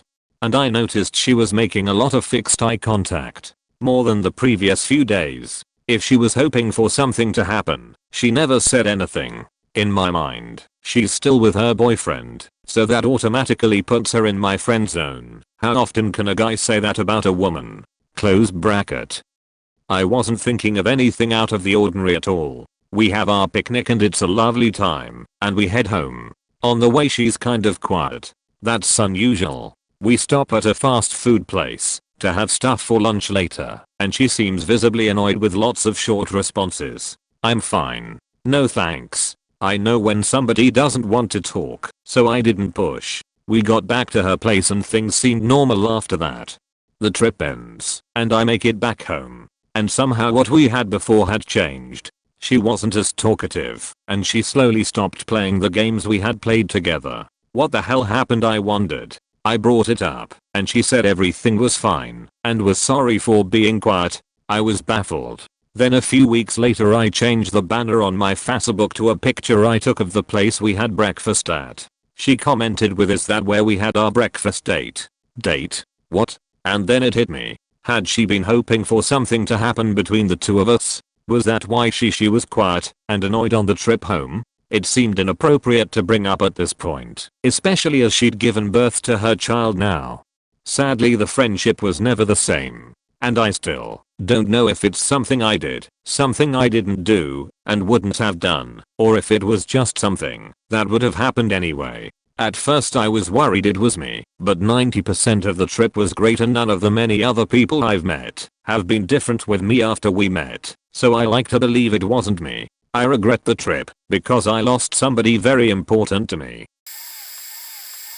We are still friends. This turned out okay, but we had only been face to face a few hours when I had this moment where my heart leapt into my throat. It's a long one, but I'll try to pare this down as much as I can. Have a really good online friend I met through some fandom sites. Eventually we got to the point where we'd Skype regularly. The summer after I graduated college he was going to a convention in Baltimore and said I should come. I drove from Denver to Michigan, parked my car, and the next morning we took his Jeep to Baltimore. I looked at the Jeep and thought my car seemed more reliable, but he bought as used about 6 months prior and wanted to take it. More room. Okay, cool.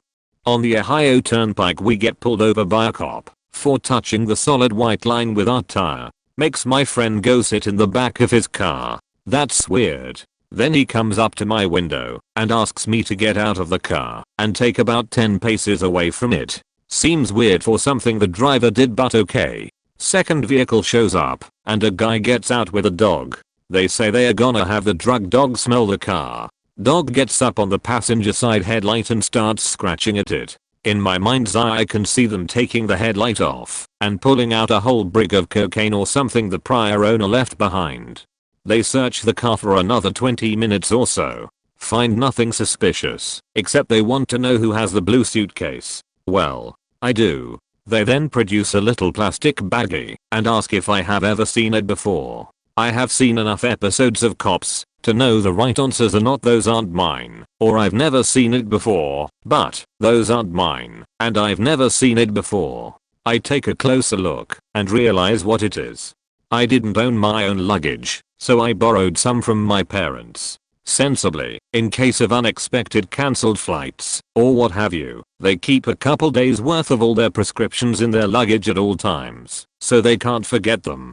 So I now have a little baggie of my dad's pills, including morphine and carisoprodol, which I have transported across many state lines. But it's only a couple pills, and there is also metformin, amlodipine, Lipitor, and other standard older dude drugs that a junkie wouldn't be interested in. So whether he believed me or just didn't want to do all the paperwork for like 8 pills, they let us go and told us to flush the pills at the next rest stop, which I did. They let my friend out and all they tell him is, "You can go. We found some drugs in your buddy's bag."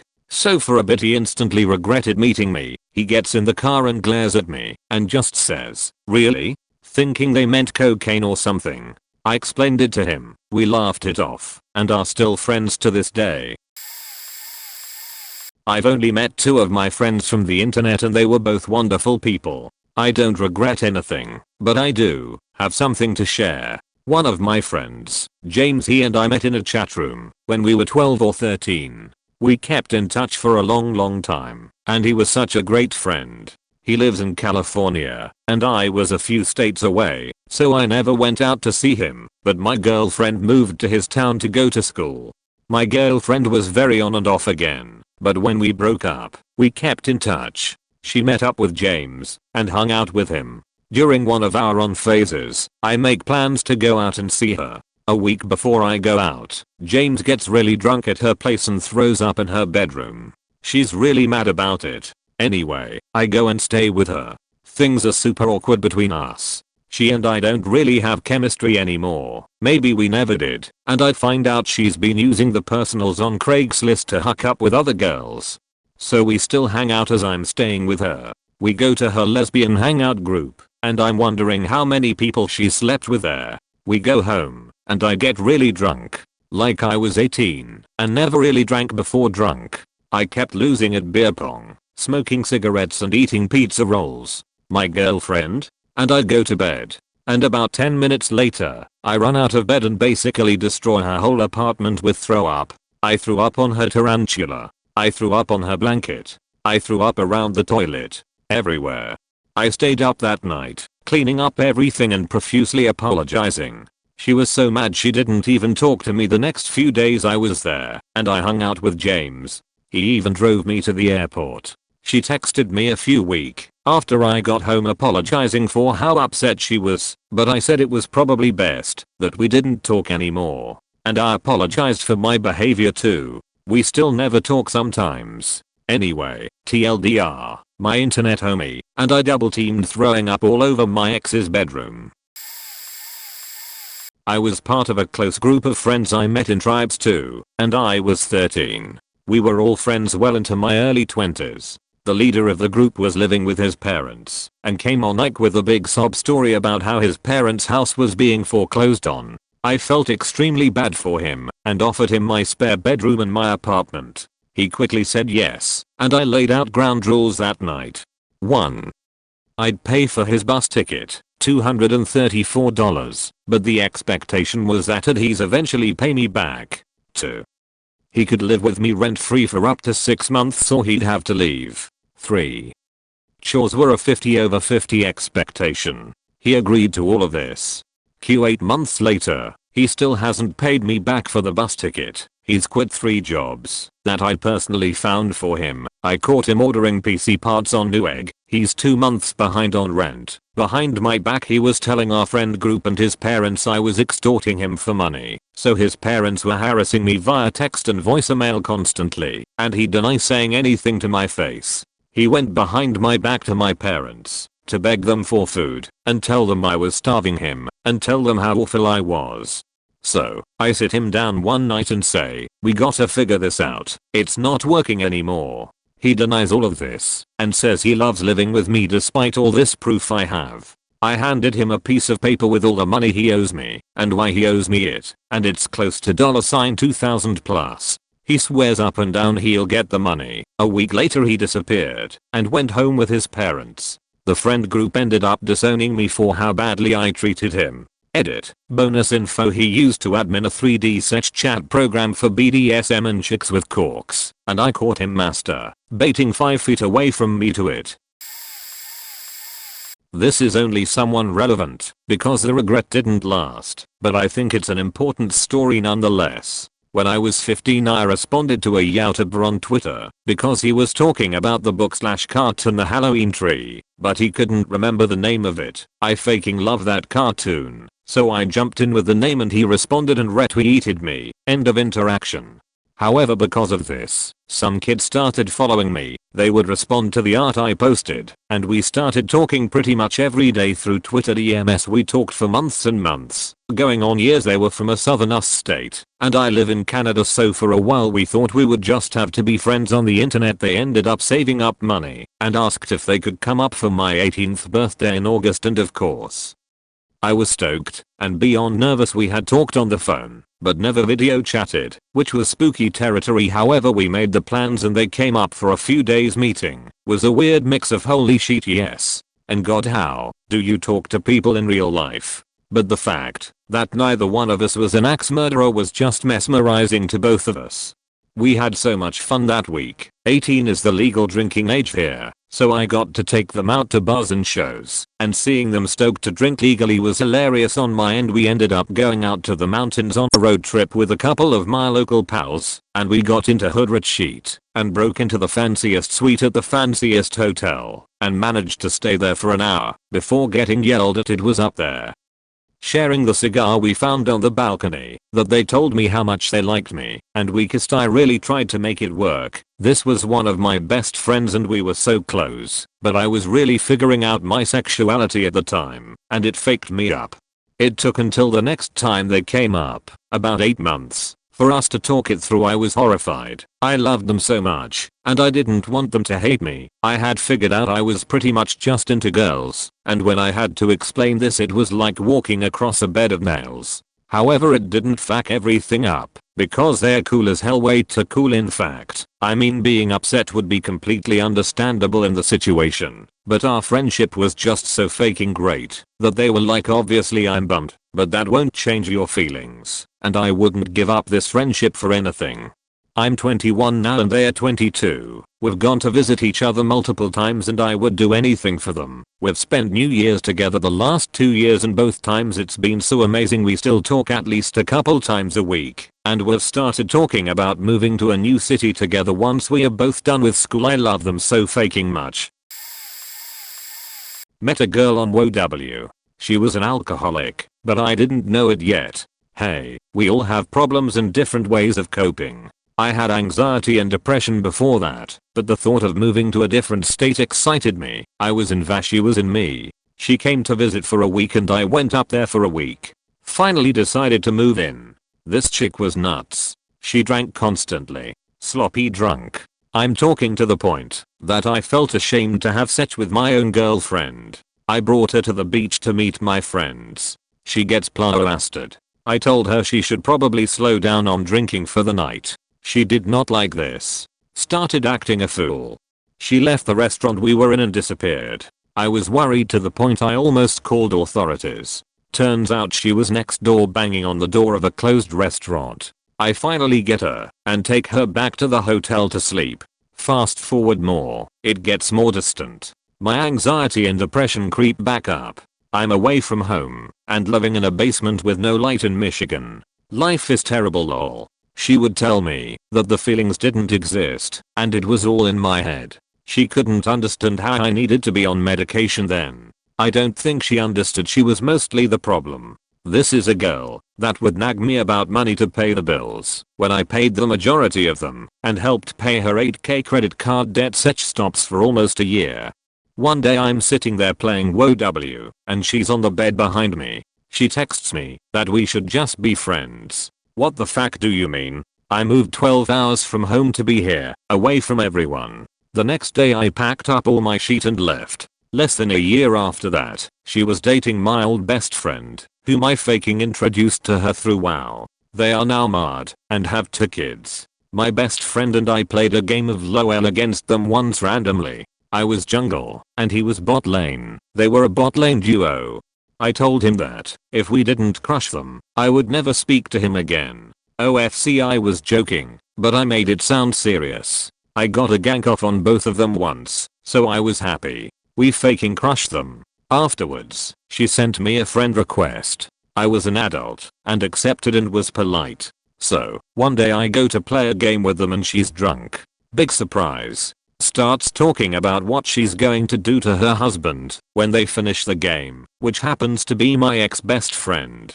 This was uncomfortable. I blocked her and then logged off. Haven't talked to her since. I messaged him the other day. Just saying what's up. In all fairness, he was one of my best friends and is a great guy, but I think he was just super self-conscious and jumped at a situation with a girl giving him attention. Fuck it though, I'm not mad. I have a way I better girlfriend now who has helped me push farther in my life. I recently started college after 14 years after high school. Fuck that beach. Edit. Spelling is hard. Still, fuck that beach. I had a pretty solid friendship with a guy I knew through gaming forums when I was younger. We chatted through texts and played games together all the time. He lived across the country, so meeting was never going to be easy really, but then one summer he came to stay within an hour of our town to check out a college he was thinking of attending at the end of school. We made arrangements to meet up for the weekend, but the only slightly awkward part for me was that he would be with 2 of his school friends who I didn't know at all. So we eventually meet up, and it was clear fairly early on that the friendship we had online wasn't translating to real life. For reasons I've never fully understood, he told his friends that I was a student at the college who was going to show them around. I'd never been to the town, let alone the college, so that made things super awkward. He also frequently belittled me in front of his friends about my accent. I had a stutter when I was younger, almost as if he was trying to impress them by being the funny guy. That evening they went to a big party at the college where potential students could mingle with current students, and he told me to come along as there was no one actually checking if you'd applied to the college or not. After about an hour of awkwardly standing around while he spent the whole time trying to chat up girls with his friends, he disappeared and I had no idea where he was for about 40 minutes, at which point I decided I should probably just go. Then I noticed one of his friends and asked where they had been. He told me they found a group of girls who had drinks and weed and were going to spend the night in one of the dorms with them, and that I should probably just stop bothering them. They had seen all they needed to around the college. So I went back to my motel pretty upset about how the whole thing had unfolded. The following day I texted him several times to make sure he was okay and asked if he wanted to meet for a coffee before he headed back home. I didn't get a response from him until late afternoon when he asked me to give him a ride to the train station. At this point in time I'd already given up on the friendship, to be honest, and was on my way back home. I told him he should have messaged me earlier. He called me a greater cunt for abandoning him while he wanted a fun weekend away from his family. Yeah, that was the end of that particular 6-year friendship. Me and this girl were both in the same fandom and have been talking since 2011 till 2016 several times a day. At the time, she was the only person I considered a friend. I was in a very bad place mentally then. I was very depressed and struggling. We've been best friends for 5 years when I told her me and my family were going on vacation in her country and I was hoping we could meet one day. She was really happy and told me I should spend the entire weekend at her place. I agreed and I've been counting the days until we were supposed to meet. Summer comes and we do meet, and she is just as great as she was online. We spent the day outside, talking and laughing and being teens, and in the evening we went to her house. She lived with her brother and her parents. Her parents were really nice, but her brother was very weird. He kept making inappropriate and sexual jokes and gestures and being gross. On Saturday her parents prepped the pool for us to swim in, and her brother insisted on joining us. He groped me and pushed me under the water several times while trying to shove my face towards his crotch and brushing it off as playing whenever I called him out on it. When I told her about her brother behavior and how it was bothering me, she actually got upset with me and said I was being weird. That's when I stopped considering her a friend and I faked an upset stomach so my parents would come and take me back to the hotel. She tried to apologize, but I ghosted her afterwards. A few years ago I met this guy on Destiny. He was pretty cool, hilarious as hell, and seemed like a good person to hang out with. We shared a lot of the same interests and had the same soldier's sense of humor. After playing a few weeks, we finally get to the "so where you from?" conversation. In an insane turn of events, the dude lived across town from me. We start hanging out, and dude becomes my best friend. He never showed any signs that there were things seriously wrong with him mentally. A few months ago, he and his roommate, who had moved into town from out of state a week earlier, were watching my son over spring break. I come home from work to find my son freaked out, almost shaking, and saying that something wasn't right with dude. After dude goes home, my son tells me that he was acting scary weird. Dude went down to the basement, came back up naked, and was playing with himself while walking around the house. When I called the roommate, he confirmed and said that dude also pointed loaded firearms at both he and my son a few days previously. When I went downstairs, there was a baggie of shrooms laying out on the floor. Needless to say, I went ballistic. Dude denied everything that was said and called every single one of us liars. I knew that his cousin was a street pharmacist and called him out on it. Dude wanted to play hardball and started making threats. Calling the police did nothing, as they said that without photo or video proof, they couldn't make a case. #THANKS random Ohio police dept. Oh boy, do I got one. So not really regret, but more so just crazy. So early in 2017, I met this girl in a mutual FB group for superheroes. We hit it off pretty well and became friends and the best friends really quickly. I did start getting romantic feelings for her, but she was dating this other guy from the same group, but it only ever was an online relationship. They never met in person. Eventually, she broke up with him due to multiple reasons, and I was there to support her. She also had feelings for me too, which we had acknowledged while we were still best friends. July 2017 comes around. We start an online relationship. Now, I live in Canada, and she lived in the US in one of the southern states. She was living in a really abusive household, and I eventually encouraged her enough to leave. Start of September 2017, she left and started living at a women's shelter. We focused a lot on getting her up to where I was, so we could be together in person. Well, come mid-December 2017, she arrives. I'm on cloud 9. In January 2018, my family, her, and myself moved to a new place. We didn't know a way to get citizenship for her right away, so we decided on what seemed like the best option, getting married. Now, at the time of us getting married, I was 19 and she was 20. We got married super young. She was my first, and as of right now, only relationship I have ever had. She was my first everything. So, April 1st, 2018, we got officially married. I shit you not, we got married April Fools. Around this time, we started looking to see if we could find her birth father. She was adopted super young, lost contact with both parents, mom died, and father was unknown. Well, with my help, we found him. She was happy because she finally had a proper father figure.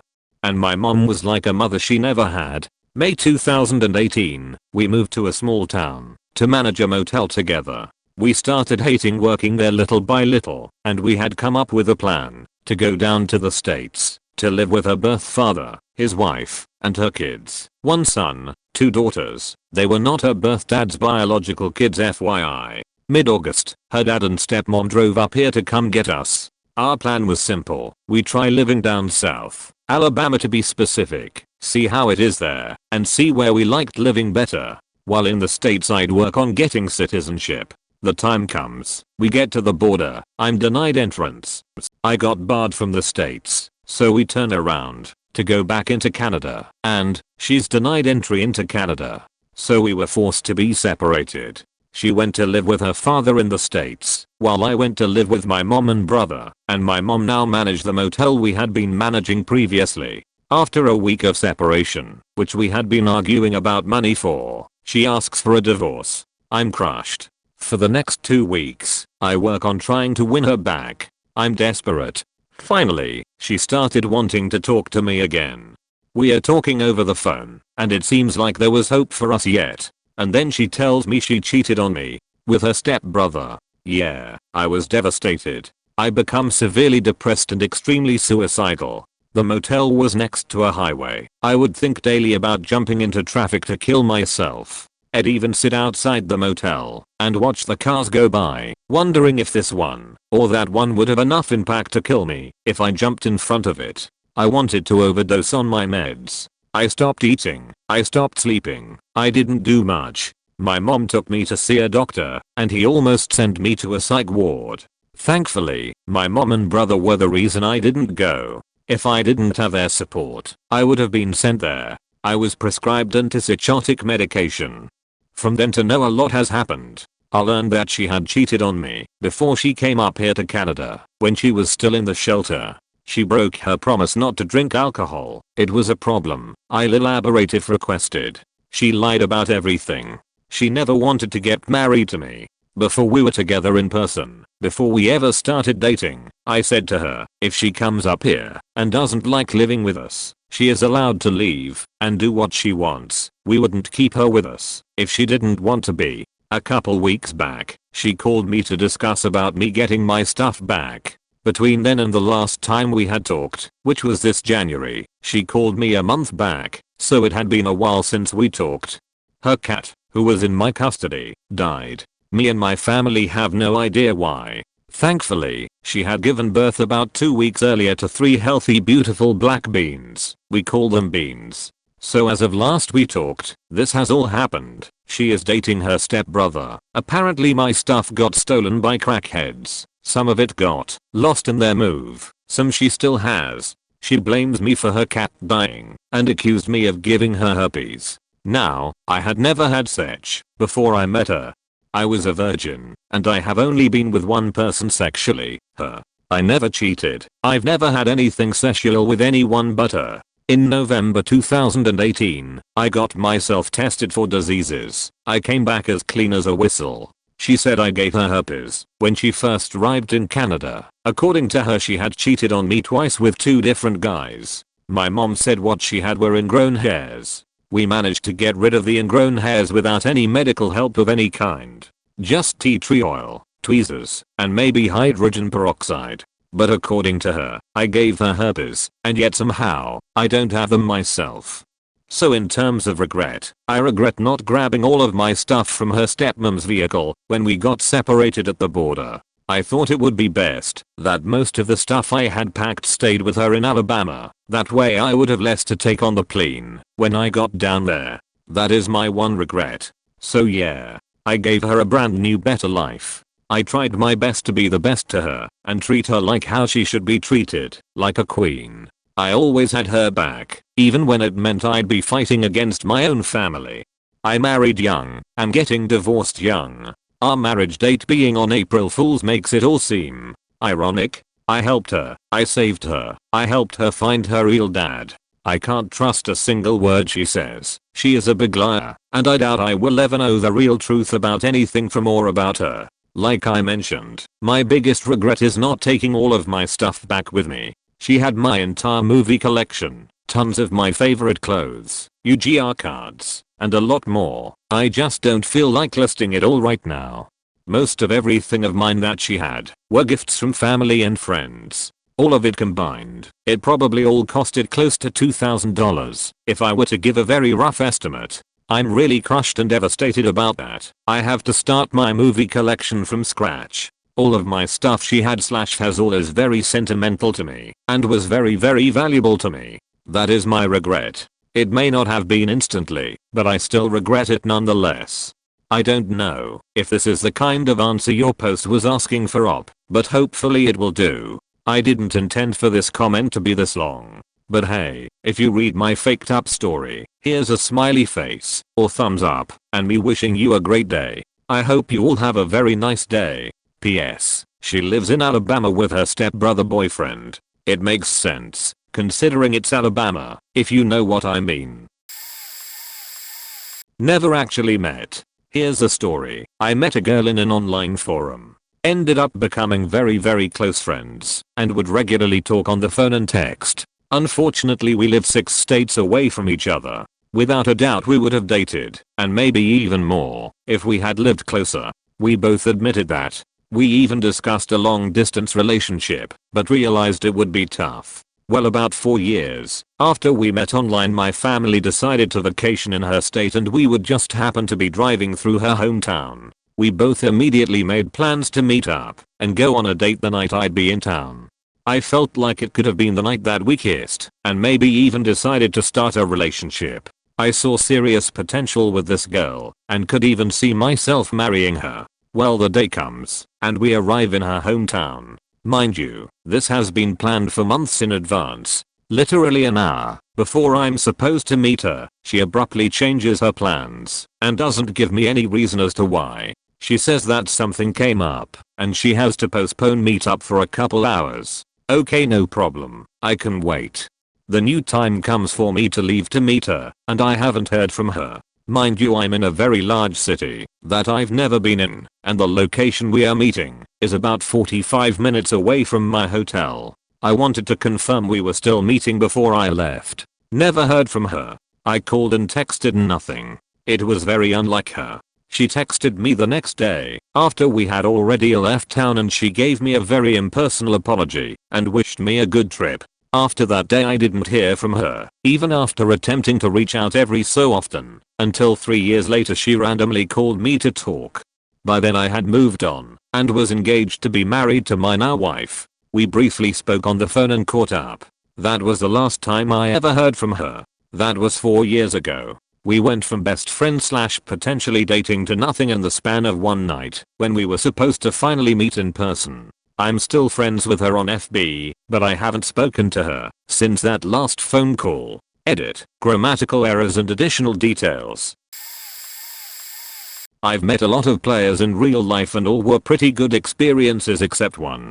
The instant regret happens after knowing one of the guys for a while. Story below. Me and 2 of the guys from my Destiny 1 clan met up and played a couple times. One of them, we'll call him FL, decides he's going to move to California from Florida and wants to road trip it out there. Me and the other guy, I, agree, and third fellow clanmate offers to put us up in his company owned housing in Arizona. Things were going amazing. We saw the Grand Canyon, Sedona, and were generally kicking it.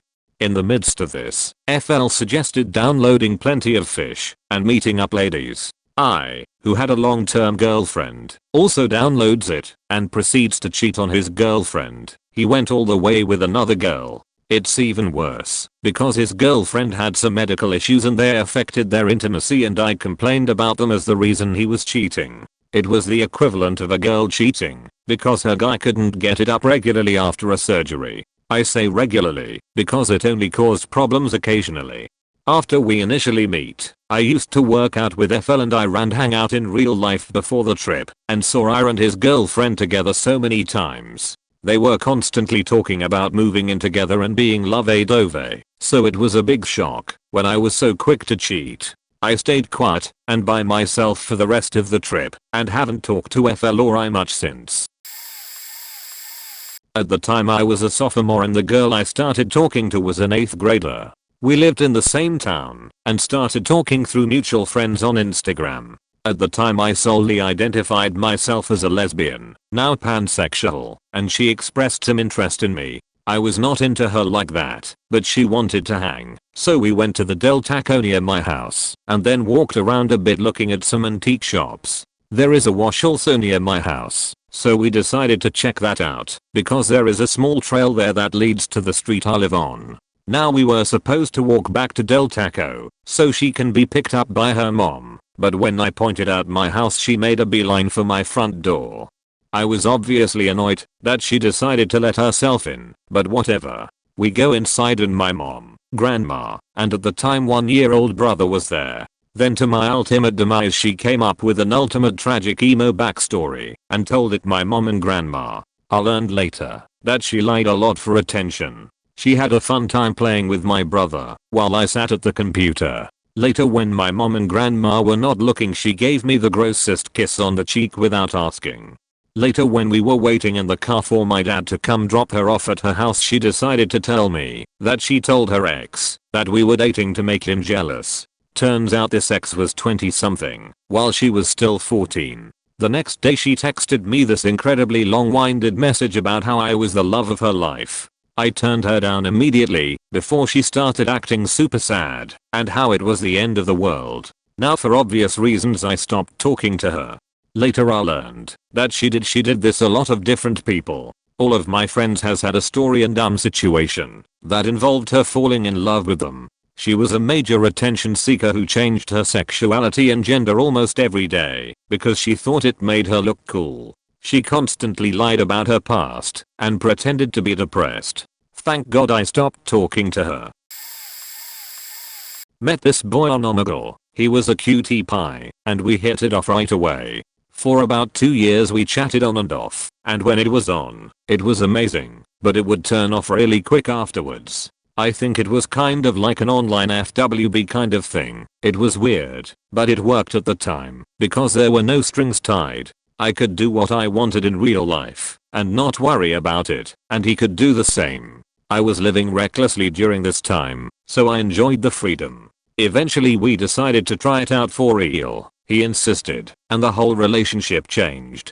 I was committed, but he was still his same old self. It was a lot of me asking for more time, attention, effort, and communication. He convinced me to drive halfway across the country to meet him, because then our relationship would be real, and it would all get better. I packed up a small bag and drove 20 hours alone without telling anyone. It was such a reckless decision that led to a huge argument in my family. So while I was there, I was fighting with my family because they noticed my absence, and when they found out they were upset. I understand now why they were upset. At the time I did not. He was nice during my stay, but by day 3 he was telling me I had to go, no real reason.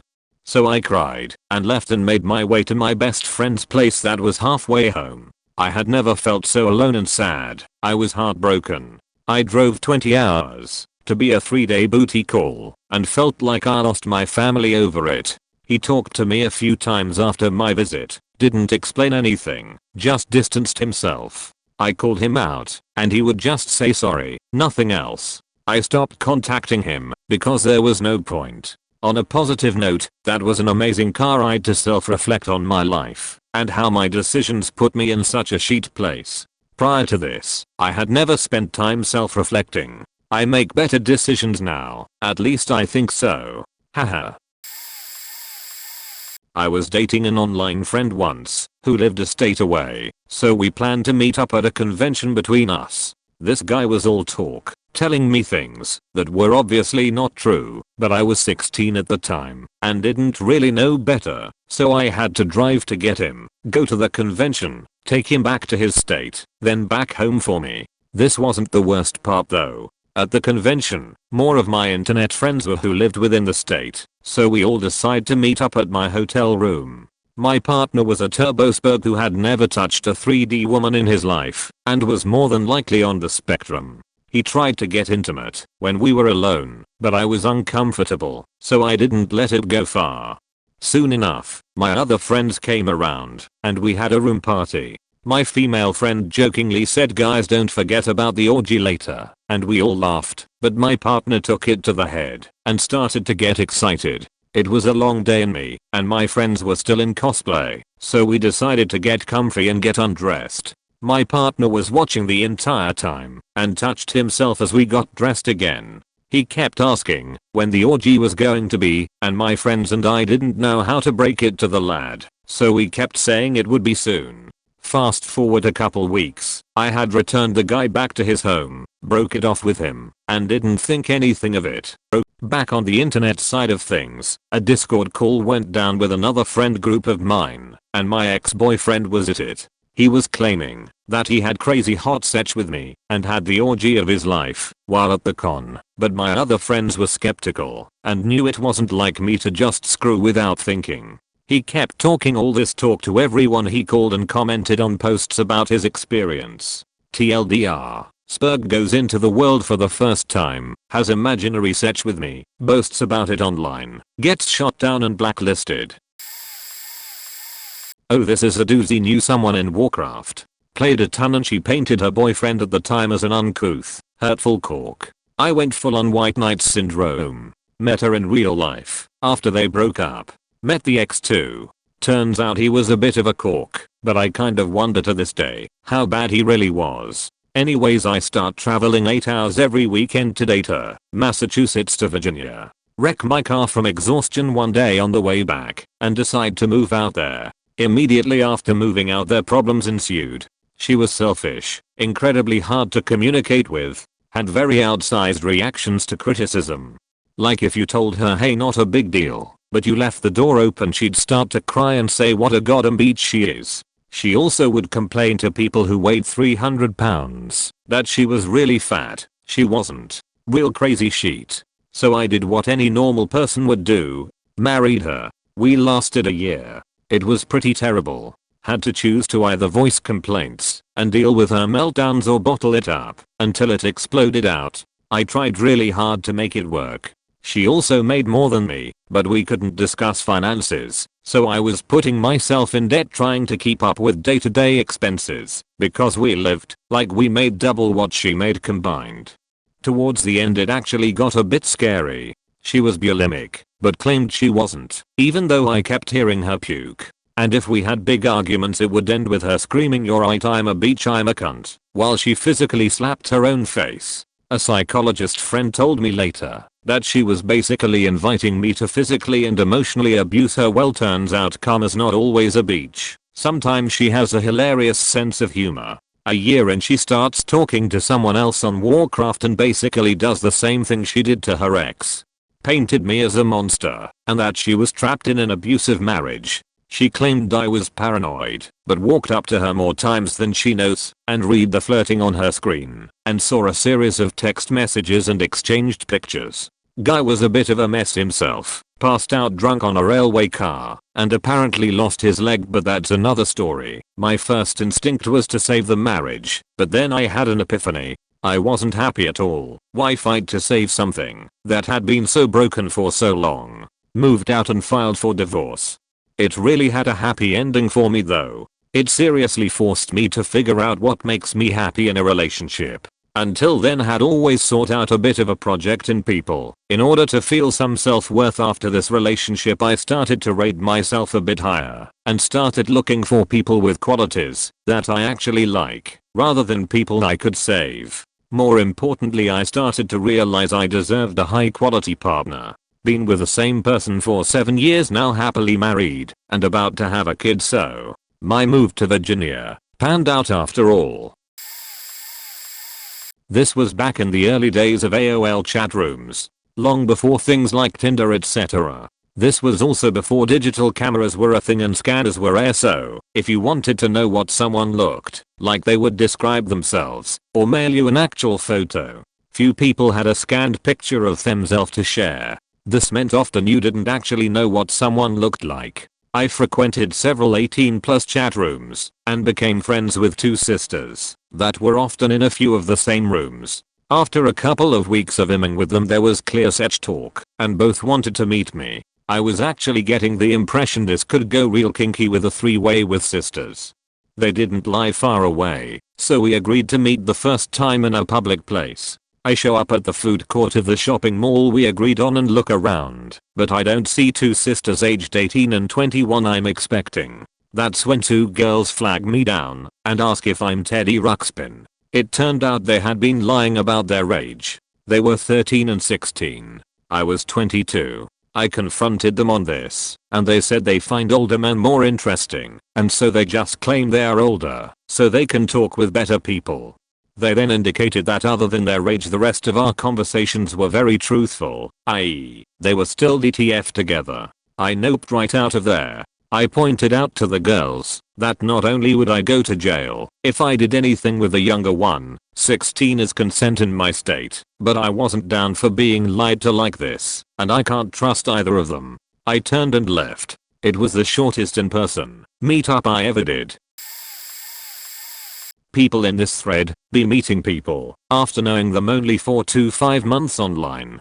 I'm here still worried about the possibilities of meeting up with my gaming buddies, having been a migrating community across games for 10 years. T-edit. I will follow up with my girlfriend's story, though, at least to contribute something. When she was a teenager she was huge into WoW and met a guy there. Teenagers do as they do. She was like 15 and the guy was 18. They chatted up for several months and are really enjoying their time together in game. She provides a first name, phone number, and the state she lives in at some point. Things still are swell, and they're having great conversation all the time. Some months later, he sends a text just saying I'm coming to visit, see you soon. Having never been provided an address, she's super scared, and he eventually arrives. He's massively overweight, smells terrible, and looks closer to 30 than 18. He'd driven 16 hours to meet her to take her away because they were meant to be together, and when told off, would not leave her parents' house or property until her mom called the police. Said some really creepy shit to her and that he'd be back, and left. Police were stationed for weeks around the house and to escort her from her bus stop and whatnot. Absolutely wild in the variance of people online. To think 2 of my gaming buddies recently got married after meeting online and are super happy together. To think this could have been what happened. Like 20 years ago, I'm a guy who was 21, and it was a girl who was like 19 to 21. I had a girlfriend though, and this girl was like twice my size on weight. Met her on Phantasy Star Online, and played a lot with her. She lived about 5 hours away, and kept trying to meet up, but I really didn't have any desire to. Then she tells me her cousin's wedding is in my city, and asked if we can meet up. I was like sure, and shouldn't have given her my address. I think the wedding was a lie cause she never left to go. Got to my place at like 11 AM, and wedding was supposed to be at 3. Around 3 I was going nuts cause she was so boring, and couldn't take the hint to leave. She was still at my place at 7 PM, then was talking about how she didn't want to drive back home cause she'd been drinking 2 wine colors and girl was over 300 pounds, and it has been well over an hour. Also anytime my girlfriend was out of the room she kept saying stuff like I wish it was just you and me hanging out. Anyways, my girlfriend was there the whole time, and I was like this bitch can't take a hint, and about 8 PM my girlfriend put her foot down, was finally like you need to go, and you can't stay here. She was like oh I've been drinking, and have nowhere to go. Girlfriend was like it has been several hours and you will be okay, call someone from the wedding to stay with. Anyway, she calls me later from a hotel and invited us swimming, which I declined. Next day she was knocking on my door and we ignored her. She came back the following weekend to lol. I just ignored her and acted like I wasn't home. I told her the day after she showed up that I don't like having people over and work a lot, and she couldn't take the hint. 3 months later she was knocking on my door again.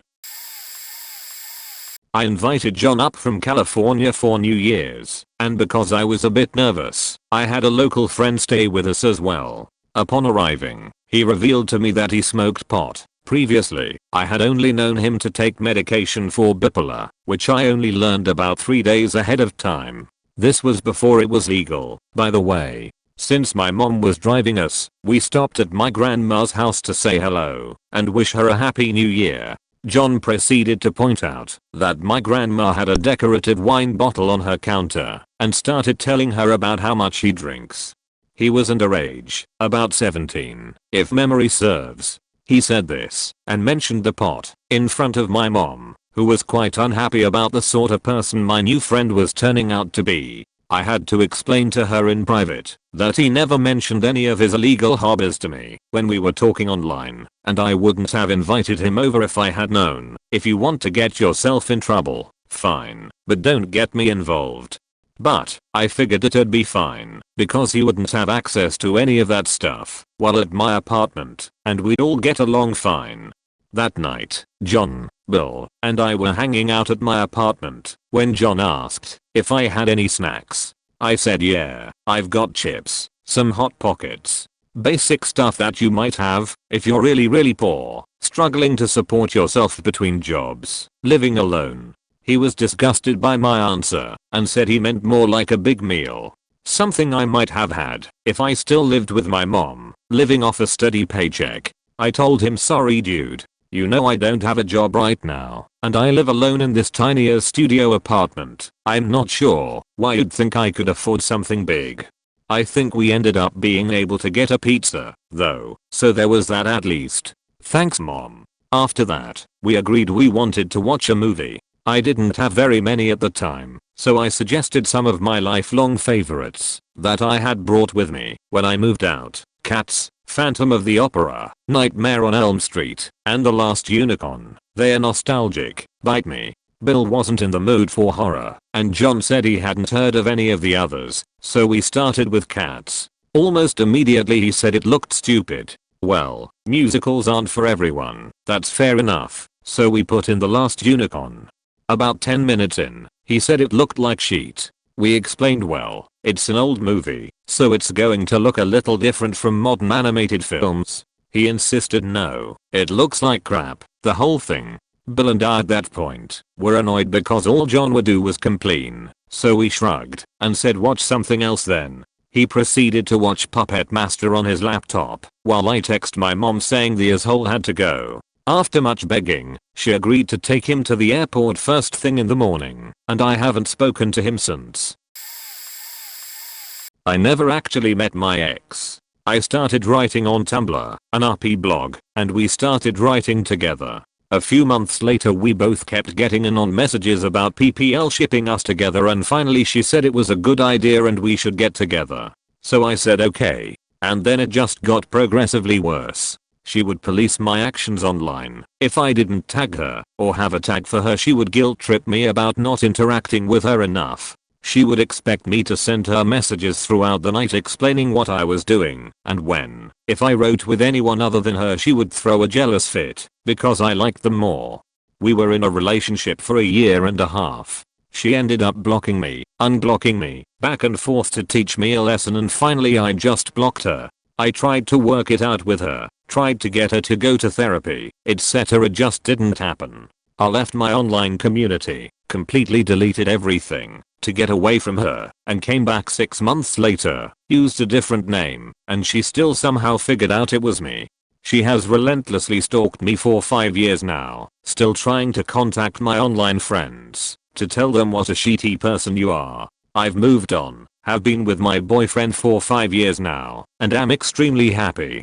To this day, she has a girlfriend, but is still obsessed with viewing my blog, talking shit about me and my friends openly, still sends me in on hate mail about how I need to rot beach and is generally a hateful person. I'm so happy that I got away from her.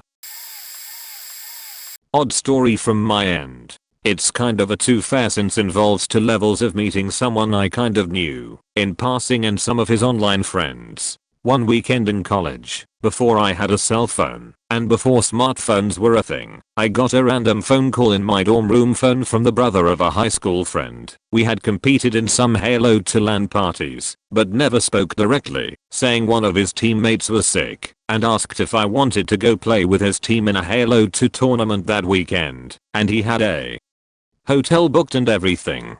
Turns out the tournament was about 1,000 miles away from my house. I was in college, didn't have any plans that weekend anyway other than playing Halo myself, so I thought what the hell, what not? We decided it would make sense to drive straight through, taking turns driving and sharing the cost of gas, because the tournament started early Saturday morning, and it was already Friday when he asked me to join. The dude had Tourette's syndrome and his tic was that he'd hiss loudly and grab anything to the right of him really quickly, almost like a punch.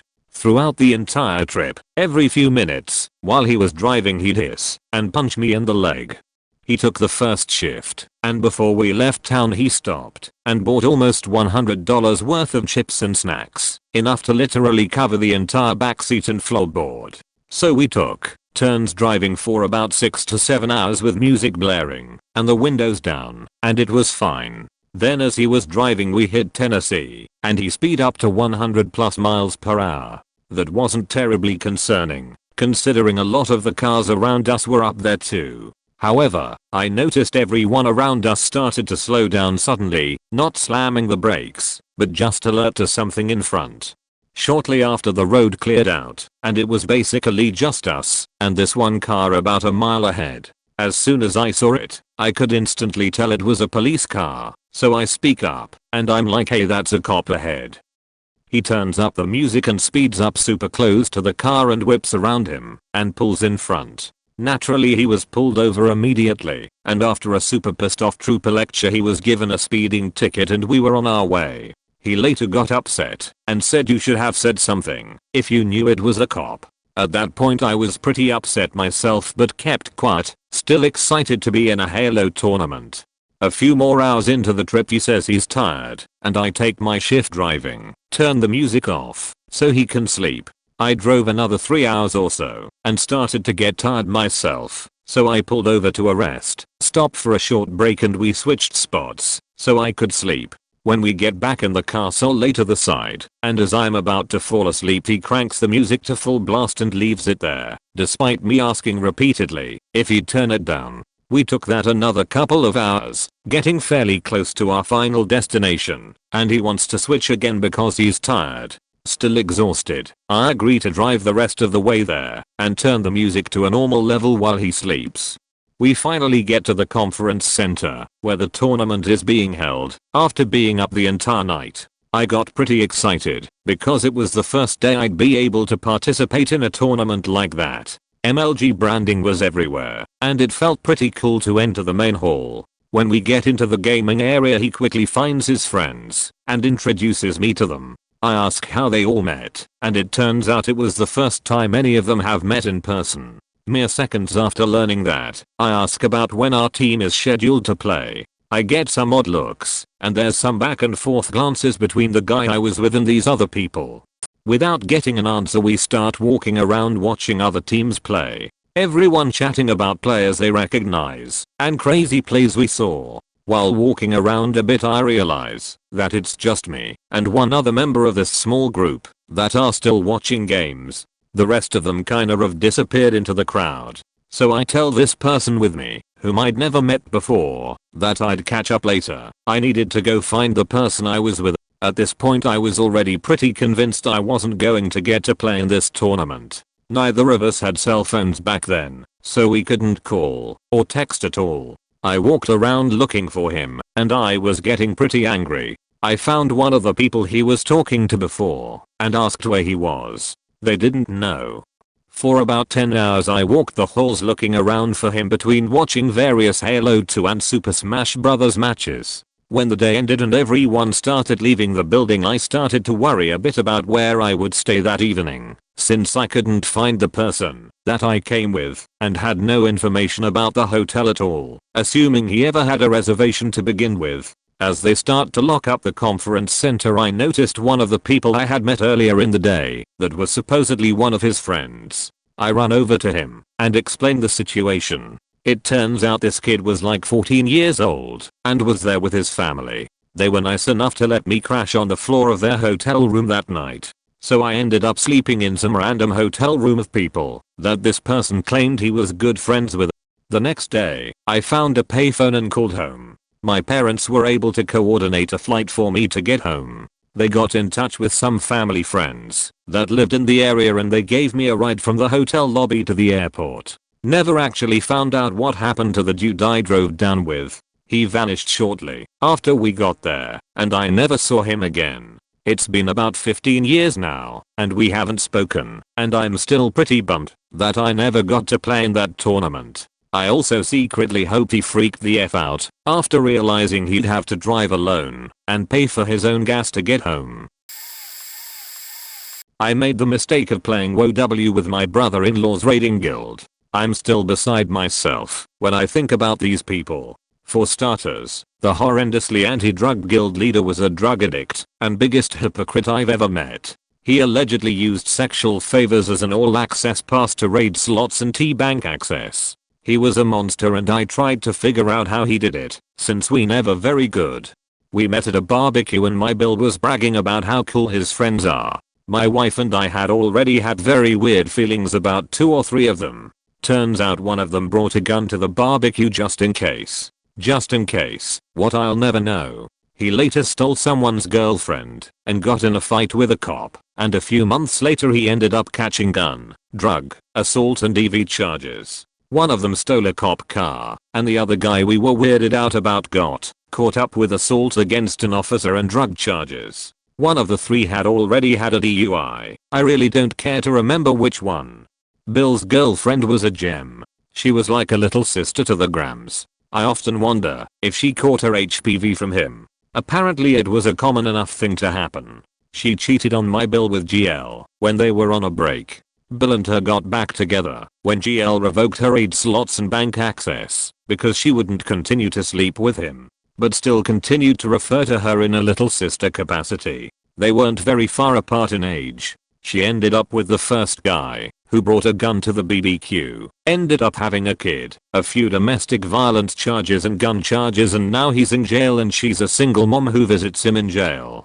Last I heard she cheated on him while he was in lockup because it didn't count or something, I don't know. We were all mid to late 20s and early 30s. It was crazy in that their behaviors were generally like a group of middle school kids, but they were full-blown adults making all the worst adult choices you could make. Their relationships and sexual relationships and the way they interacted IRL is something I've never seen again in a group of people. I tried not to be a square about it, but the whole thing was a disaster. My Bill got mad I stopped donating to the bank, so he fabricated a rotten story about me to my Mill that she still believes to this day. My wife knows it's not true, but it's a thing in the family. Since Mill's baby boy is saying it, it must be true. I have accepted that both of them are sick and have problems a lot worse than even the fake things my Bill spread around. Bill was a school bus driver until he crashed it after playing WoW for too long the 3 days prior. GL got caught up releasing a roleplay sex tape with someone who might not quite have been 18 at the time. One of them would later quit the guild to join another to infiltrate them and sabotage their raid progress and steal stuff. All around it was so fucking trashy. I continued hearing such wonderful things about them through a work friend until we moved out of state. I've never again met someone who didn't know how to grill meat hosting a BBQ, or people who had alcohol tolerances so low that even the smallest ABV in non-alcoholic drinks fucks me up. This isn't even the half of it, and I remember some being a lot worse, but not off the top of my head. Strangest social situations I've ever been in. I hope to never meet anyone like any of them ever again. Maybe not instant regret, and this will definitely get buried, but sometime nearly a year ago I met a kid who we'll call Chad. So, Chad was a decent looking kid, though he was short, 5 feet tall. We are both teenagers though, so he probably just didn't have his growth spurt. I met him through Discord, when my friend invited him to a group chat. We instantly became friends, though he was a little creepy / pervy at times. I'm pretty sure he masturbated in a group call once with his video camera on. Not fun. My parents were planning to go to a city, I'll just say Los Angeles for the purpose of this story, and whoa, Chad lived in Los Angeles. I told him about it, and we started discussing ways to meet. My parents were suspicious of all internet strangers. I had only met one before, but by myself at an amusement park. We decided to meet at some really nerdy Renaissance fair, since he was a huge fan of D&D, but hey, no judgment from me, I just wanted to meet an internet friend. My dad found out my plan on the way there, but he let me meet my friend anyway. When I met him, he was watching a mini play. I said hello to him, and he said hi back, not even looking at me. We had a whole conversation and the whole time he was just looking at the play. Also, he was wearing some weird night outfit, but we were at a Renaissance fair, so I guess it makes sense. Chad spoke not only like a nerd, but also like a cork the whole time, acting superior to everyone there, and dragging on their costumes, while I was just trying to have an actual conversation with him. I saw him glance at my breasts a few times, but since at the time I hated confrontation, I said nothing about it. After the fair, when his mom picked him up, and my dad and I were driving home, he started texting me really sexual texts.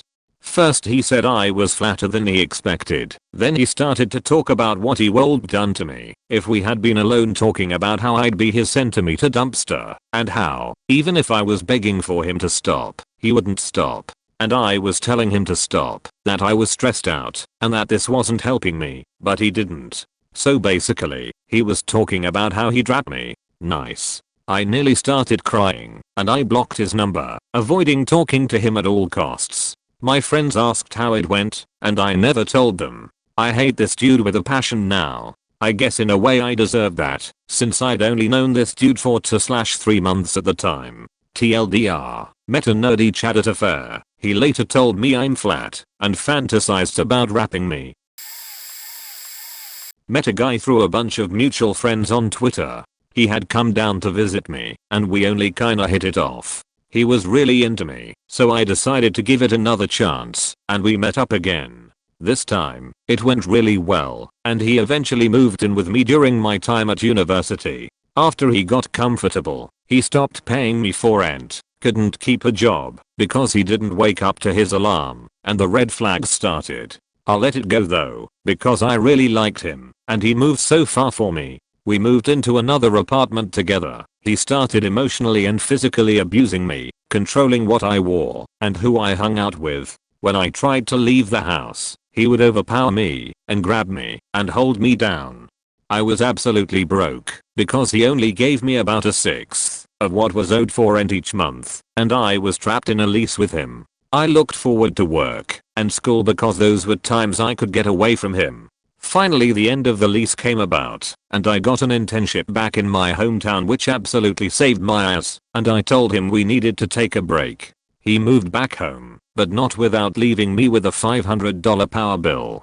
After our relationship ended, I found out from other friends and his family that he is an extremely pathological liar and lied about so many aspects of his life to me while in our relationship. After I started my internship, I blocked his number and social media accounts and wanted to turn over a new leaf. Then, he sent me countless emails and the only thing I said was basically telling him to leave me alone and that he was extremely abusive. He then tried to reach out to me by telling our mutuals to let me know he wants to talk to me. Eventually it all stopped after I kept telling him to fuck off. Rough times. Edit. Also forgot to add, the girl who was randomly sending him nudes was one he was tweeting about being so excited to hang out with after I dumped him lol.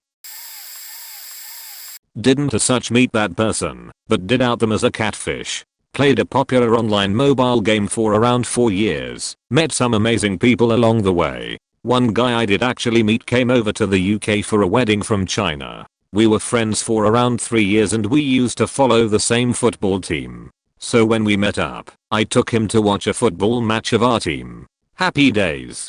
Around my 4th year of playing I got talking to girl who was in a sort of global chat. Always used to see her around, and we always had banter etc. Fast forward a few weeks I joined her group of other players. Things were fine, and she was the leader of this group. All guys no girls. Anyway, as time progressed we chatted on different apps, and we would send pics to this group chat outside the game. She never posted pics of herself, which is fine, everyone is different.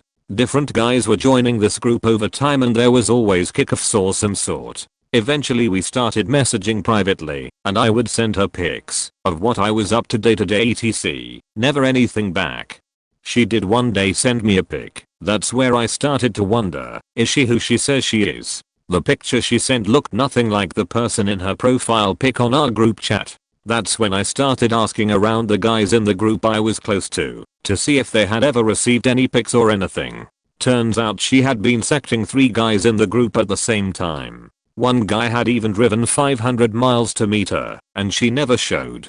I managed to get different images she sent to the other guys, and collated all the pics together side by side. None of the images were same girl. I shared this with all the guys in the group, everyone but her. Then I sent her the image. She claimed that all the images were her. I was a liar apparently now after a long chat over a few days. Turns out she was about years old, not this 21-year-old blonde she claimed to be. I met an online boyfriend IRL. I paid $400 for a plane ticket to see him. For 2 months, I didn't spend a single cent of any of my paychecks to make sure I had enough spending money for a good time on the trip. When I got there, he spent all the time looking at his phone. Never wanted to go anywhere or sightsee. He never opened up to me. I would ask what he was thinking, and I got a shrug, just nothing. We had a party at his parents' house for Christmas, and his mother had to remind him before the party to introduce me to people, and even prompt him to do so during. Also, my introduction was this is Eucl 3L3.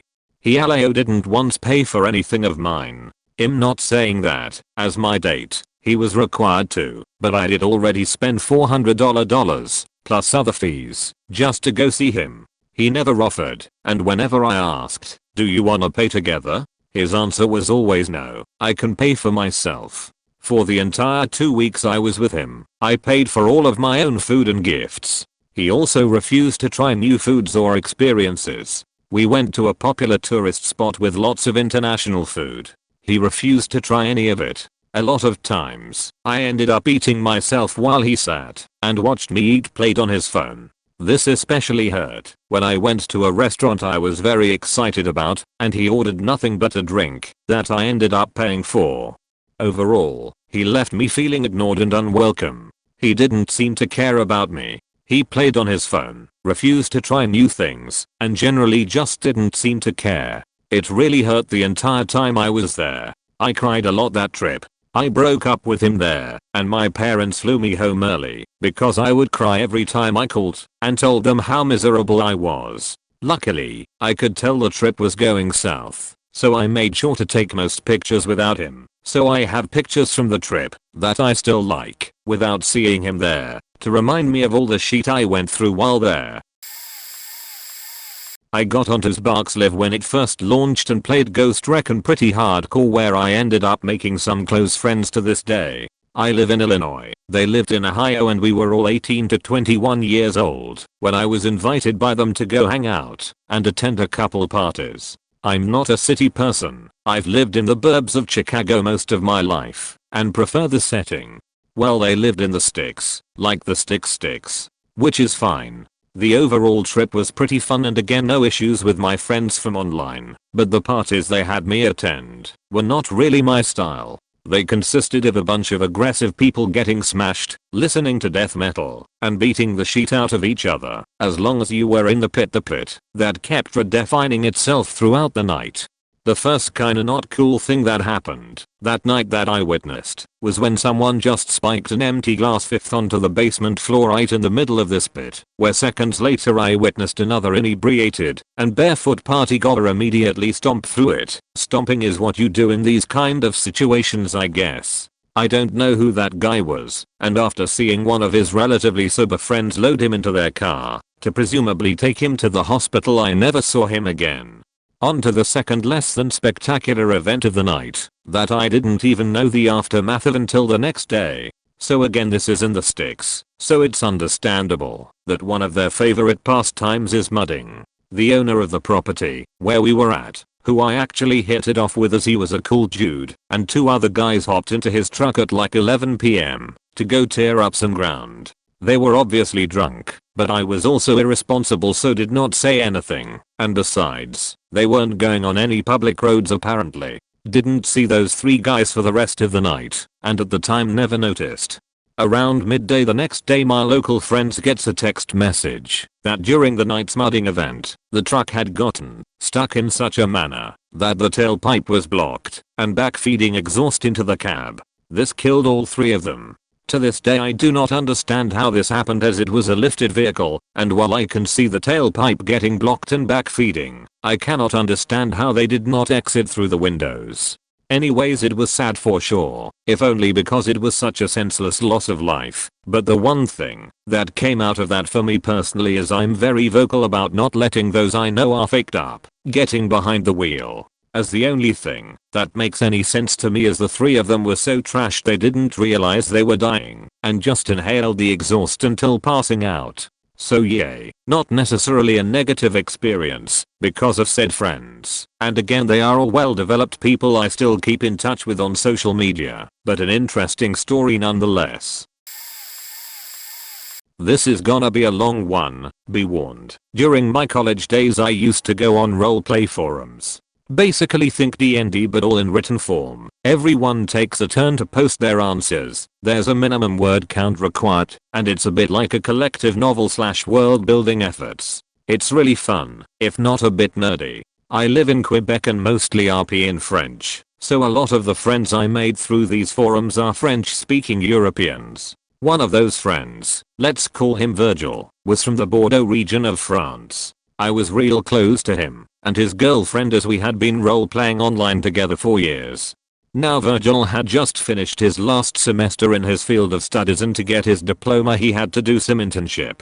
The school accepted international internships, and seeing we had talked about him coming to visit me, and he thought he could kill two birds with one stone, and have his internship here, and live with my family over the summer, and get to experience our province. My mom was fine with it, and happy to meet one of my online friends, and after talking with his parents, they felt safe about letting him come here, and saw it as an occasion for him to experience new things. So he flies Paris-Montreal. Everything is fine and dandy until on our way home, when we start to ask about how we can make him feel more comfortable once we arrive him. He goes on to explain that he is a bit peculiar with food. So you know how a lot of people joke about how plain white people food is? This guy was the physical embodiment of that. He only ate unseasoned meats with either plain mashed potatoes, no cream, no salt, no butter in them, or plain white rice. His meat had to be overdone, not even well done, no matter what piece of meat it was. All this meant that we had to cook 2 meals every day, for every meal he was present to, because he wouldn't eat anything else. And I'm not kidding about the meat. I saw him ask for a filet mignon at a nice restaurant we went with friends, and he asked the waiter if it could be cooked some more 4 times. I think the only thing I saw him eat normally was french fries / fast food, and I got him to try poutine, which he surprisingly liked. To which he then added that, because of his eating habits, he had a bit of a constipation issues, and he wanted to let us know in advance before he got in an embarrassing bathroom situation. What he meant by that was that he took massively dense sheets. Like no kidding, he had to bring skewers with him in the bathroom to cut them in pieces so he could flush them down without clogging the toilet. And it took him over half an hour to evacuate them. I have no clue how the fuck he managed going to the bathroom at his internship or back when he was in school. My guess is that he would hold it until he came back home, which would explain how compact they were. Now if you think that's already bad, it's about to get worse. The summer he came to visit was a particularly hot one. A shower twice a day kind of hot. We live in a duplex in a half basement, which is relatively cool even on hot days. That year, I would wake up covered in sweat in the morning. You had to take at least 2 showers to not stink that summer. If you didn't have back, Virgil, we would be lucky if he bathed once a week. Yes, bathed. He didn't like to take showers, so he would only take baths once a week. He would reek of B/O, and when we questioned him about why he didn't wash himself more often, he said, "Oh, it's a habit. In France we can't really waste water, so we don't bathe as often as you Quebecois." Which was total bullshit from what I know. I have many native French pals and their hygiene is spotless. Had a friend from Lorraine who would come over to visit family in a neighboring city during summer every year, and she washed herself daily.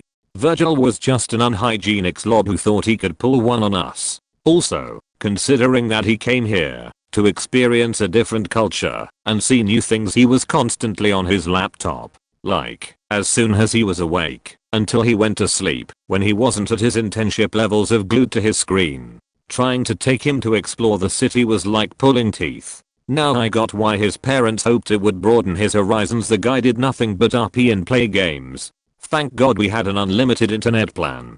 I'll always remember one day his B/O was particularly bad, and I politely asked him if he could go take a bath because friends were coming over. Virgil basically told me, "I don't need to, I'm still clean, and I got deodorant." I got so fed up with him, I hopped on my own laptop, went to forum's chat room, where he was chatting with his girlfriend and a few of our friends, and had to publicly ask him if he would please go wash himself, as it had been a week already.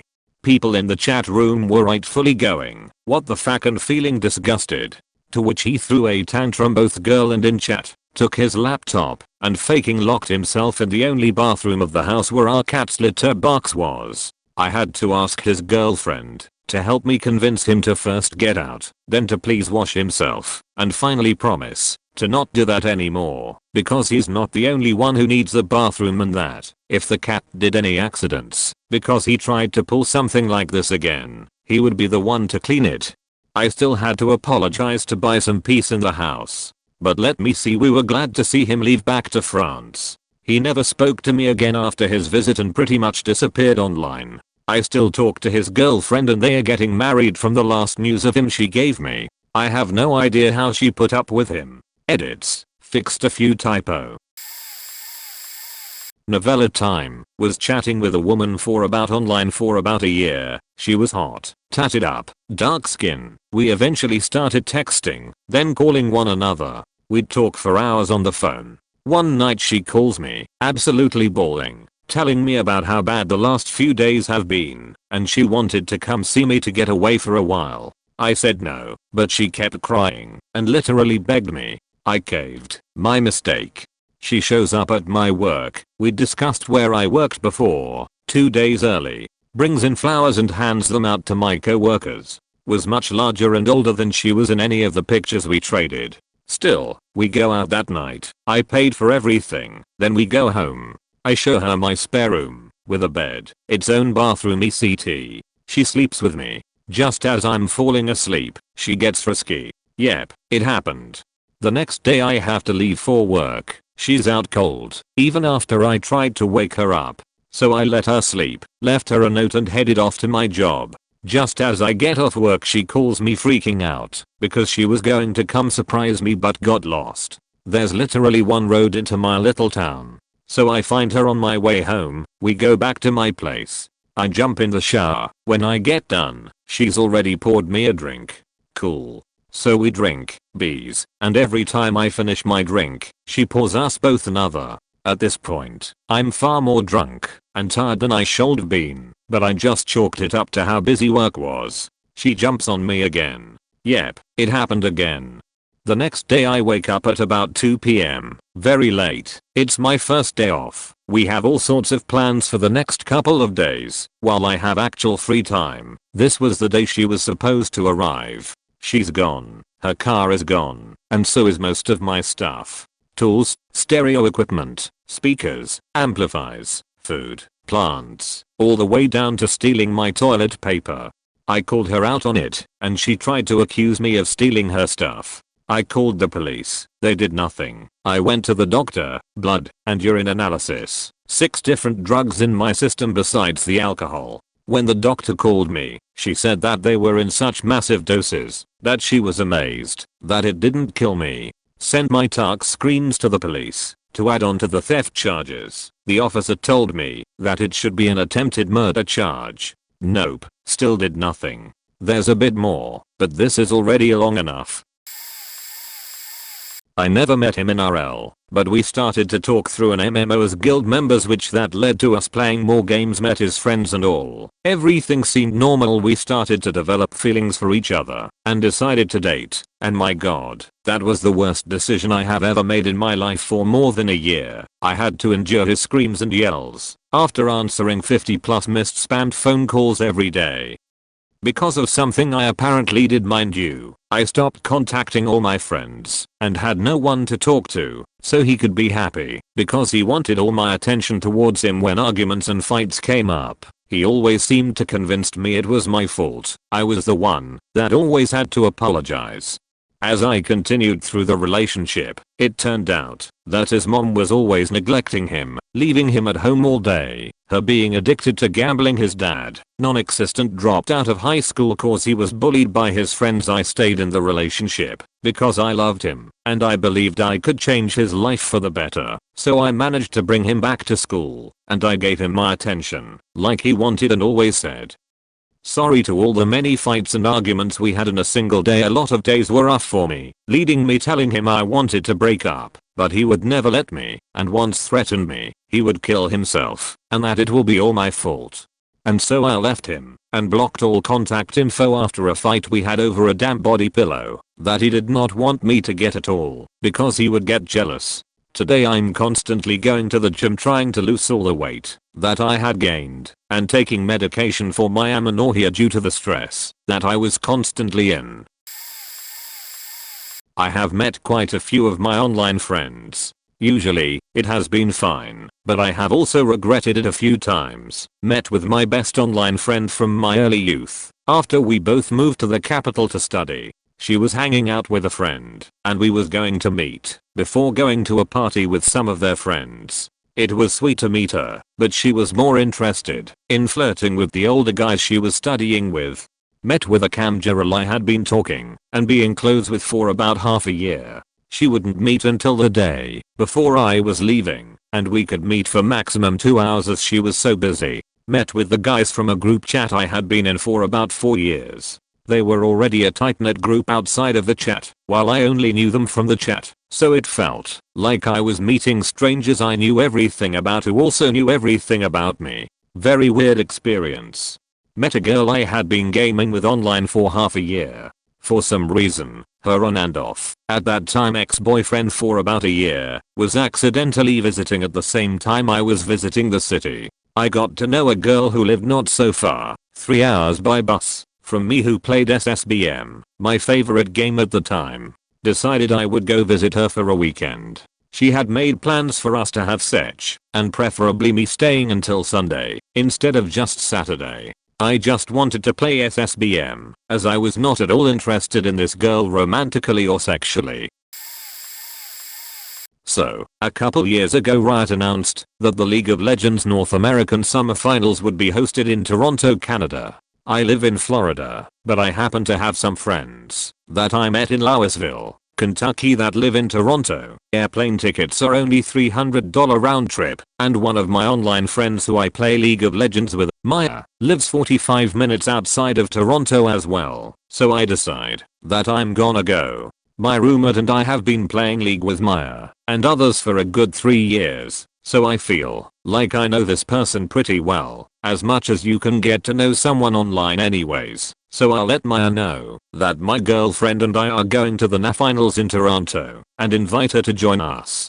She's hyped to go, so she gives me her number so we can coordinate tickets, etc. I get 4 tickets for me, my girlfriend, Maya and her friend. She gives me a heads up going into the trip that she may have a scheduling conflict with work and that she may not be able to make it to the event. We head up to Toronto, my girlfriend and I have an amazing time, hang with the Louisville crew in their hometown, visit Niagara Falls, But when we go to the NA finals, Maya informs me via text that she can't make it and asks if her brother, Andy, and his friend can go in her and her friend's place. I'm bummed but sure, that's fine. We meet up with Andy and his friend at Air Canada Arena. It's a little weird going to this event with two people I don't know, but it was still such an incredible experience. We had a blast. Afterward, I ask Andy about Maya, trying to see if there's any way to at least meet before we leave, but it's not gonna happen, and we head back to Florida. A week later, I'm talking to my roommate about the trip, talking about how weird it was that she couldn't make it out, and then things start to click. I had never heard Maya's voice up to this point. We had only texted and messaged via the game. I ended up entering Maya's number into Facebook, and boom, Andy's Facebook profile came up. That's when my roommate and I realized that Maya doesn't exist, and that Maya is really Andy, and that Andy had been catfishing us the whole time pretending to be a girl named Maya online. So, we don't game with Andy anymore. That's my meet an online friend catfish story. Here's one I've got an answer to. So I'm currently 20, just moved out into a rental space. I feel like when most people move out they've got some standards for acting like an adult, showering regularly, washing dishes, taking out trash, etc. Enter someone I met on Sparks about 8 months ago. I'm 19, HRS 18. I was then living in a place for free and alone in California, in an area that's very pricey to rent. For future reference, I rent one room in a home for $1,000 a month, with 4 other renters in the home. My friend tells me he's looking to move out one day, and I jokingly suggest he move in with me from Arizona. We laugh about how cool it'd be, and go on with our days. Fast forward maybe 6 weeks and I get a message from him. Hey, I just put in my 2 weeks, which airport is closest to you, so I know where to fly when I move in. What? This hadn't been brought up at all since months previous, and he just basically quit his job. So I call my mother, who owns the home I was in, and tell her, yada yada. A few weeks later he's arrived and moved in. Sort of your stereotype nerdy kid who goes out to work and plays video games, and that's it. Neck beard, non-ironically wears a fedora, etc. So it's been about a week and I jokingly explain the shower to him, commenting how he must have already figured it out. He hadn't showered in the week since he'd moved in at all. He worked before he moved out to my spot and was adamant about having money saved up enough for rent, so he waited on getting a job. Fine. But month 2 rolls around of him now blasting metal and singing while shouting about Call of Duty until 3 to 4 AM usually, not doing dishes, letting food sit in his room, eating the last of my food, but not sharing things he had bought, etc. Just shit you don't consider until it happens. At this point it's month 2 of just wild behavior, and he's just gotten a job, and rent time rolls around. This dude doesn't have the money, and won't get paid in time. So he doesn't say anything, doesn't pay, and ignores calls from the landlord, my mother. So I'm in the middle of this chaos, trying to live my own life. At this point 8 days pass, and she cuts off all internet access to his devices. We live up in the mountains, and he doesn't own a bike or a car, and now can't check the bus schedule online. Eventually this goes on, and he is being removed before the 3rd month hits. He calls a parent who didn't even know he was in California to pick him up, and he basically just vanished. Left a big ass mess of like Oreo containers, double stuff, and Pepsi cans. It was just like he hadn't been trained on how to take care of himself. I don't regret meeting him really, just letting him move in, but we still play games together and get along, so it all worked out I guess. Sorry for any formatting issues or typos, I'm on mobile at work. Met a group of 4 girls online through a friend I knew in real life. The group was initially set up to be supportive and encouraging while sharing funny memes and talking about life, travel, etc. We'd meet occasionally for a meal and drinks. They'd all get sheet-faced, but I always had to drive home because of my dogs to care for. They'd get sheet-faced. Every now and then one of the girls would say she was depressed or anxious or needed help. I'd offer support, offer to help with whatever task. Usually, one would pipe up and just say tell me I'm pretty, or I feel fat, and everyone would tell her what she wanted to hear. They'd bitch about their husbands, most of which were abusive. Well, a few months in, and I was struggling with depression. It wasn't the kind where you just feel sad. It was the kind where I really needed a friend, maybe shouldn't be left alone. I was being emotionally abused at work, with not relief or help from the supervisor, and my husband had been away on business for 6 months. I started isolating and not talking a lot in the group. Eventually, I told the group I was struggling and needed help. They ignored me to tell the other girl she was pretty or skinny, or whatever.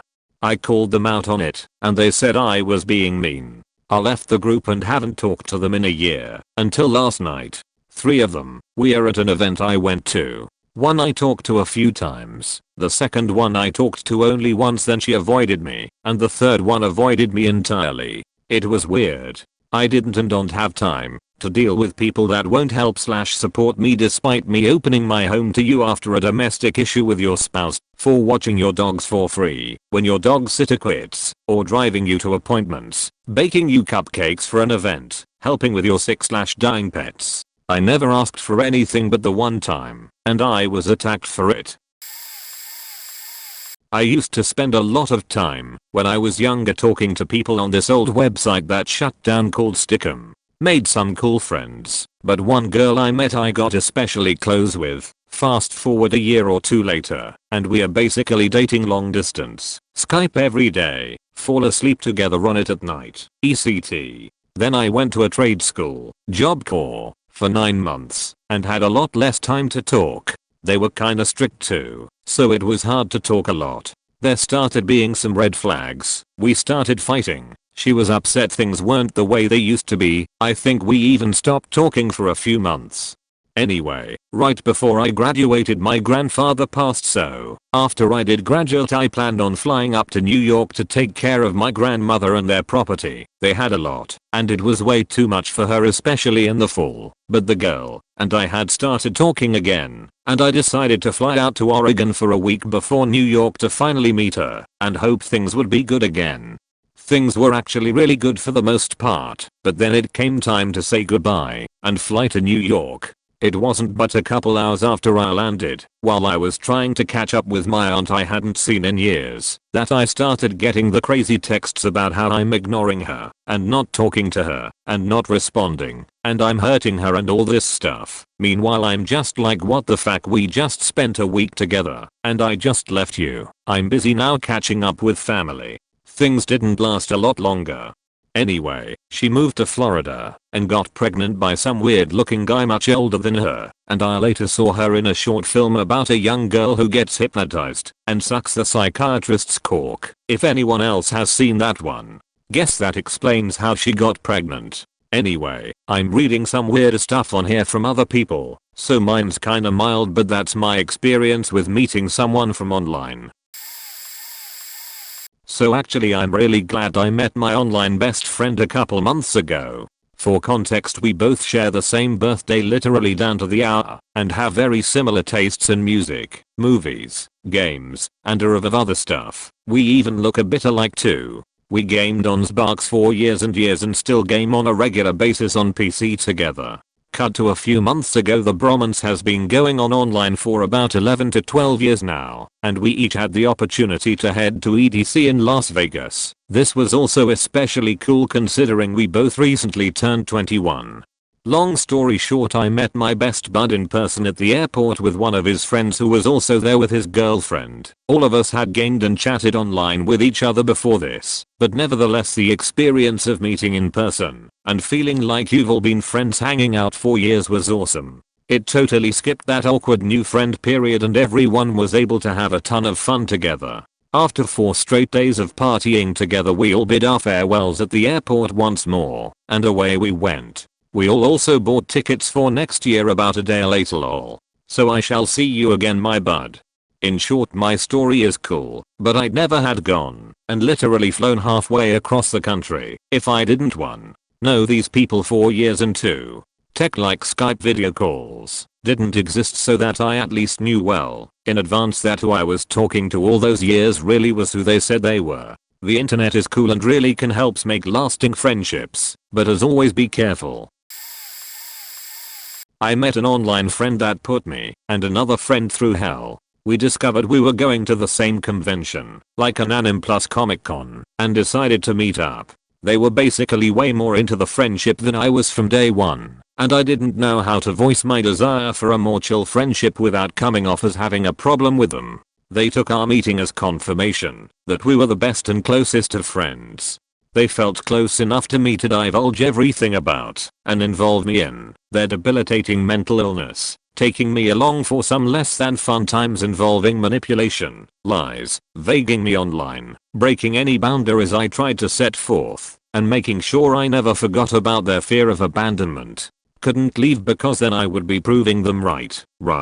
But I should pulled that band-aid off in the very beginning. Better to hurt them a little soon than a lot later. And I feel bad for introducing my friend who accompanied me to the con, because online friend gave them the same treatment as me, but in-person friend was also in a much worse place mentally than me, and was in no position to be dealing with that shit.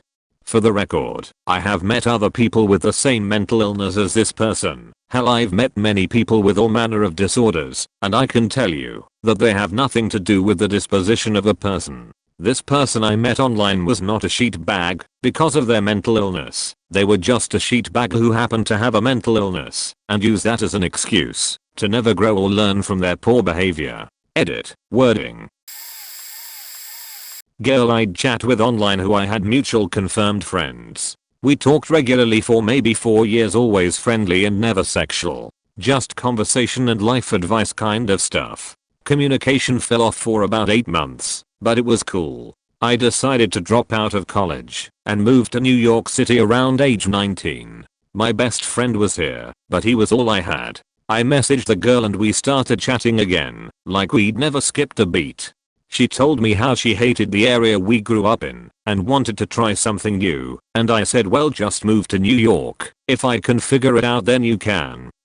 She didn't feel like she could, and I was like, okay, well, if you change your mind, our couch is open to you for 2 weeks to get you feet on the ground.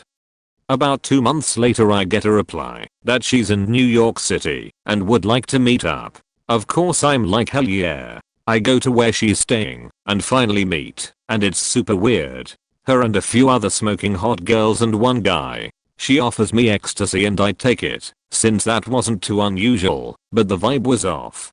We go to a rave in the woods, it gets busted almost immediately, and we head back to her friend's place. By this time we are all down. She comes to tell me that she moved there after we spoke and had been working at a strip club and couldn't wait until she moved in with me the next week and couldn't wait to have babies with me. I told her I had a girlfriend and wasn't interested in a romantic relationship, and she kind of lost it. We ended up kissing a bit and falling asleep because I hated my girlfriend and she was a smoke show and I was a faked up immature. She harassed me for a month for my address and threatened to kill herself, then finally went back home after her friend threw her stuff out the window and moved away. We haven't talked since. TLDR internet chat friend moved across the country and thought we were gonna live and be together, and it was super weird.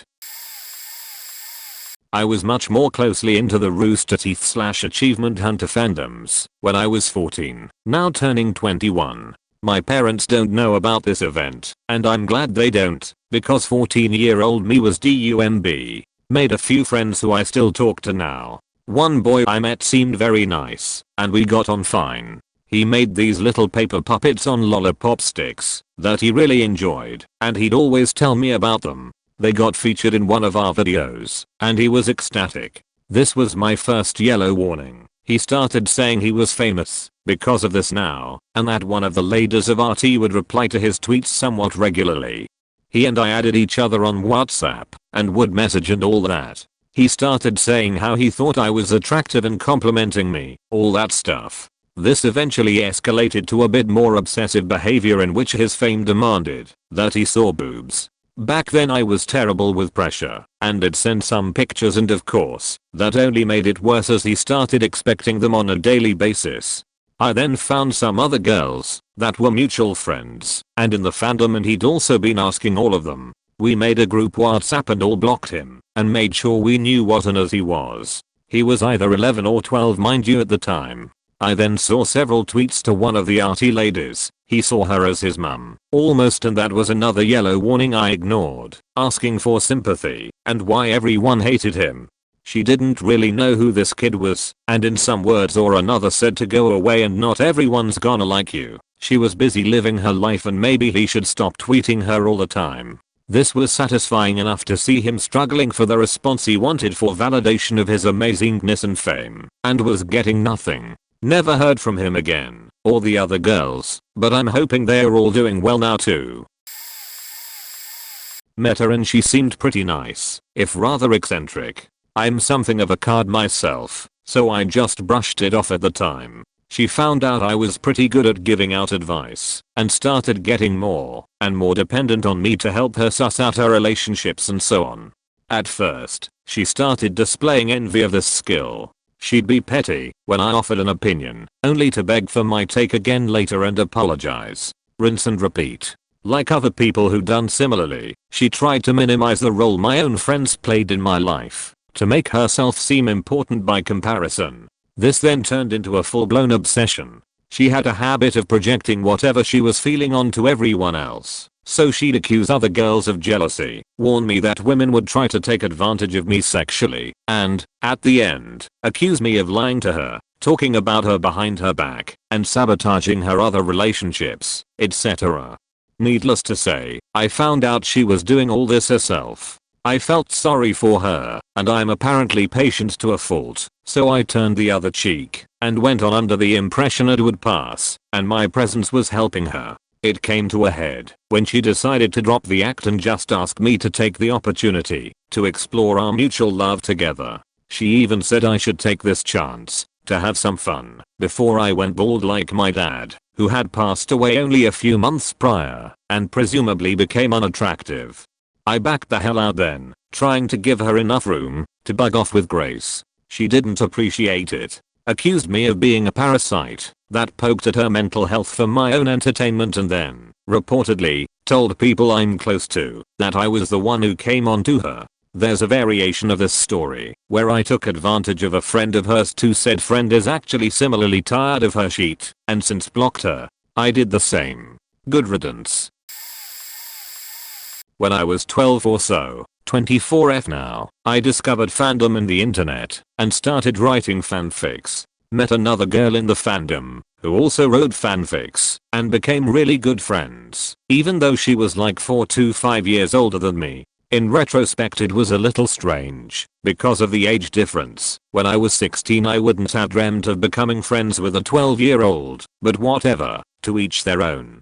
Fast forward a little, find out she's super Christian, which is fine. So was I at that point, and suddenly she starts trying to police who I'm friends with IRL. Me being 12 and stupid, and feeling cool for having a friend older than me, just went with it. She really had a problem with one of my gay friends, who I love dearly. More on that later. Years go by where she tries to be controlling, and tell me what games I can play, what I can and can't draw, what I can and can't ship, who I can and can't hang out with. So I just start doing it behind her back. We hadn't met yet, so no big deal. I was freshly 16 the first time she came to visit. My experience is a little different, just because she seemed so normal in person, aside from treating me like she was the boss. A couple visits, and we had a falling out mostly because I was 18 then, and a bit smarter, and realized how much of a red flag it was that she was so controlling and possessive. She also did that thing narcissists do, where they upset you, and you call them out, but instead of apologizing, they make you feel shitty for calling them out, and turn themselves into the victim. Needless to say, it went badly. She acted like I was breaking up with her, and her life was over, tried to butter me up by reflecting on the good times. Meanwhile the good times I recognized as being really toxic, because I was younger than her, and didn't know better, and she took full advantage of it. Fast forward to now. Despite her issues with LGBT+ people back in the day, she's bi now, and in a relationship with a girl. I'm also bi, but I lean heavily towards girls. I'm starting to think I actually did break up with her, and I just didn't know it at the time. Dodged a bullet with that one. Thankful though, since it left me with the ability to pick out toxic people/relationships and emotional manipulation a mile away. TLDR girl was pretty normal when we met IRL, but online was hella possessive and controlling. Might have been my first same-sex relationship for 6 years, and I had no clue, because I was younger and naive. Got called out of the blue from this guy my wife and I met online from Texas, us in Vancouver, Canada. We hung out with him and some of his friends, and had a blast. They were all in the Navy, and stationed in Seattle. We had a birthday party to go that night and we figured they were cool enough to bring along. So I gave my friend 2 sailors as her birthday present. She enjoyed that. The next weekend even more sailors came up, because of the lower drinking age in Canada, and crashed at our place. The next weekend a bunch of sailors turned up, and had arranged this with one of my friends, but I didn't even know about it. This time the original group of sailors weren't even there. I invited them in, but had to run out. I come back, and my friend from Vancouver was nowhere to be seen. She was having sex with one of the sailors on the roof of the building, and a full-blown party of strangers was going on in our flat. I go into my room, and there's a girl passed out in my bed covered in puke. My wife tosses her out on the deck and starts hosing down the bed sheets when the cops show up for noise complaints. We tone things down and realize these guys are so young and drunk it wouldn't even be ethical kicking them out. They had nowhere to go. We took them, hungover, to Whistler the next day, and sent them back home. Then I told my buddy, no more random sailors please. He ended up marrying my friend, so I guess it worked out well for him. They weren't the roof shaggers by the way. I was an assistant camp counselor at a Girl Scout day camp. I didn't know I was B yet, but I had a crush on Katie, another counselor who was probably the best and most enthusiastic counselor. The next year Katie wasn't a counselor anymore, which sucked because I missed her. 2 years later, age 17, I was cleaning out my room, and I found a card Katie had given me at the end of camp. It had her email address. When she gave me the card, my email was restricted, so I had to ask my dad to allow new email addresses to send me email, but I didn't have that limitation anymore, so I decided to email her. At this point I knew I was B, and that I had had a crush on her, and we emailed back and forth for a while, catching up on life and such, and sharing some personal secrets. I confessed that I had had a crush on her. She thought that was really cute. We decided to meet up in person at the mall to hang out and catch up in person. Well, it went badly. She brought a random friend who wandered off to do her own thing, but not before they had a conversation about the heavy duty psych meds they both were on. Katie started telling me all about how she had been repeatedly raped by various men. How she was constantly in and out of psych wards and self-harming all the time. Extremely personal stuff. Her personality was very dark and totally different from cheerful Camp Katie. I really didn't know what to do with her and kind of just wanted to get away from her. Finally my shift started at a store in the mall, so I went to go to work. Katie came in about an hour later and awkwardly lingered, trying to talk to me more. It was a little girl's store, so she had no reason to be there. To make matters worse, one of my male friends came in too, since he had spotted me in the store, and Katie just kind of lurked behind him and glowered. She eventually left to go home. About 2 hours after she left the store, Katie emailed me a long email about how she was in love with me and we were meant to be together. How she never felt safe around anyone like she did with me. How I was her soulmate. How she knew we would be perfect together and had to stop herself from kissing me at the mall. Age of consent in my state is 18. She was 25. I was 17. This was after one in-person hangout and some emails, unless you count the occasional 20-minute breaks at camp 2 years ago. I freaked the fuck out. I was seeing a therapist, and I told her about it. She said that if I didn't want to contact Katie anymore I shouldn't, and if she self-harmed or did something bad as a result of the rejection it wasn't my fault. She said Katie was very unstable and not a good person to be involved with romantically, even if I waited to turn 18. I sent Katie a short email, forget what it said exactly but basically no thanks, then blocked her. I didn't think of her again until she added me on Snapchat a year and a half later, and I blocked her again. She is blocked on Facebook too.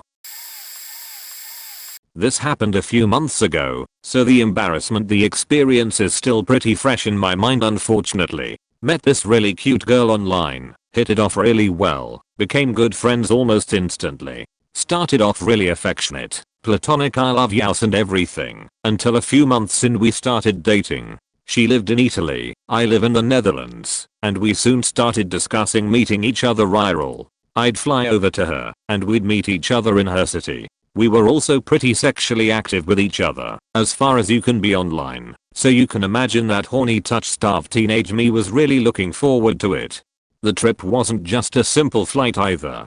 First was a flight, with stop, then a night spent in, city redacted, and the next morning I'd go to the train station by taxi, and take a 2-hour bus ride to the city she lived. So after a lot of trouble and almost a full 24 hours of traveling, I arrive. I text her that I'm at the hotel. She texts me that she's on her way, and that her parents are with her. I think no big deal. She told me before that her parents could be a bit protective at first, but that we would get some alone time after the first meeting, and we could spend the rest of our holiday together. We couldn't.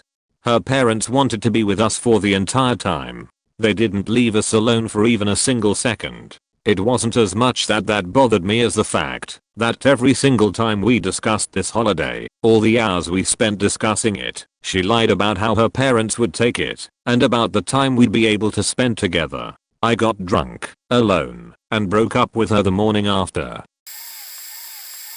I frequented a forum that was pretty small, about 10 regular posters. The guy who posted the most, we'll call him Death, and a girl junior started subversing. After a while they agreed to meet up. What proceeds is what she told me. She had never met him before, so she agreed to bring her cousin with. When she finally met him, he was a fat bald version of the person she met. Apparently he used photos that were 10 years old. She was pissed and completely unattracted to him, but stayed for lunch since she'd already agreed to it.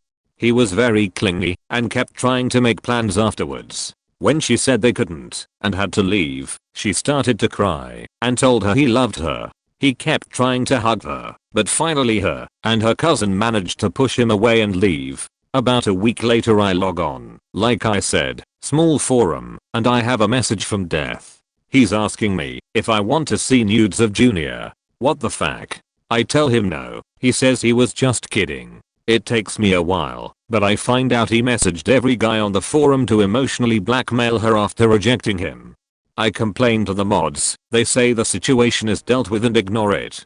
Death continues to post posts alluding to the situation and gloating that nobody can touch him. I call him out. He asks me why I take her word for it. I post the message he sent me word for word. I get banned. It was bullshit, but that forum was a toxic graveyard and my life got better once I stopped frequenting it. The site finally got torn down 3 years ago, and I have no clue where any of the members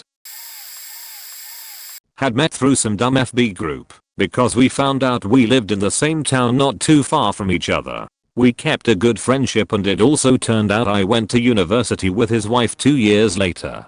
My ex-boyfriend and I ended up making friends with the wife and hung out a few times. She distanced herself from both of us when we wanted to hang out as couples or have all 4 of us hang out. She eventually became very snarky with me online for no reason after my breakup with my ex. She eventually deleted me and randomly messaged me one time saying she was trying to get pregnant with my friend, her husband, for a second child.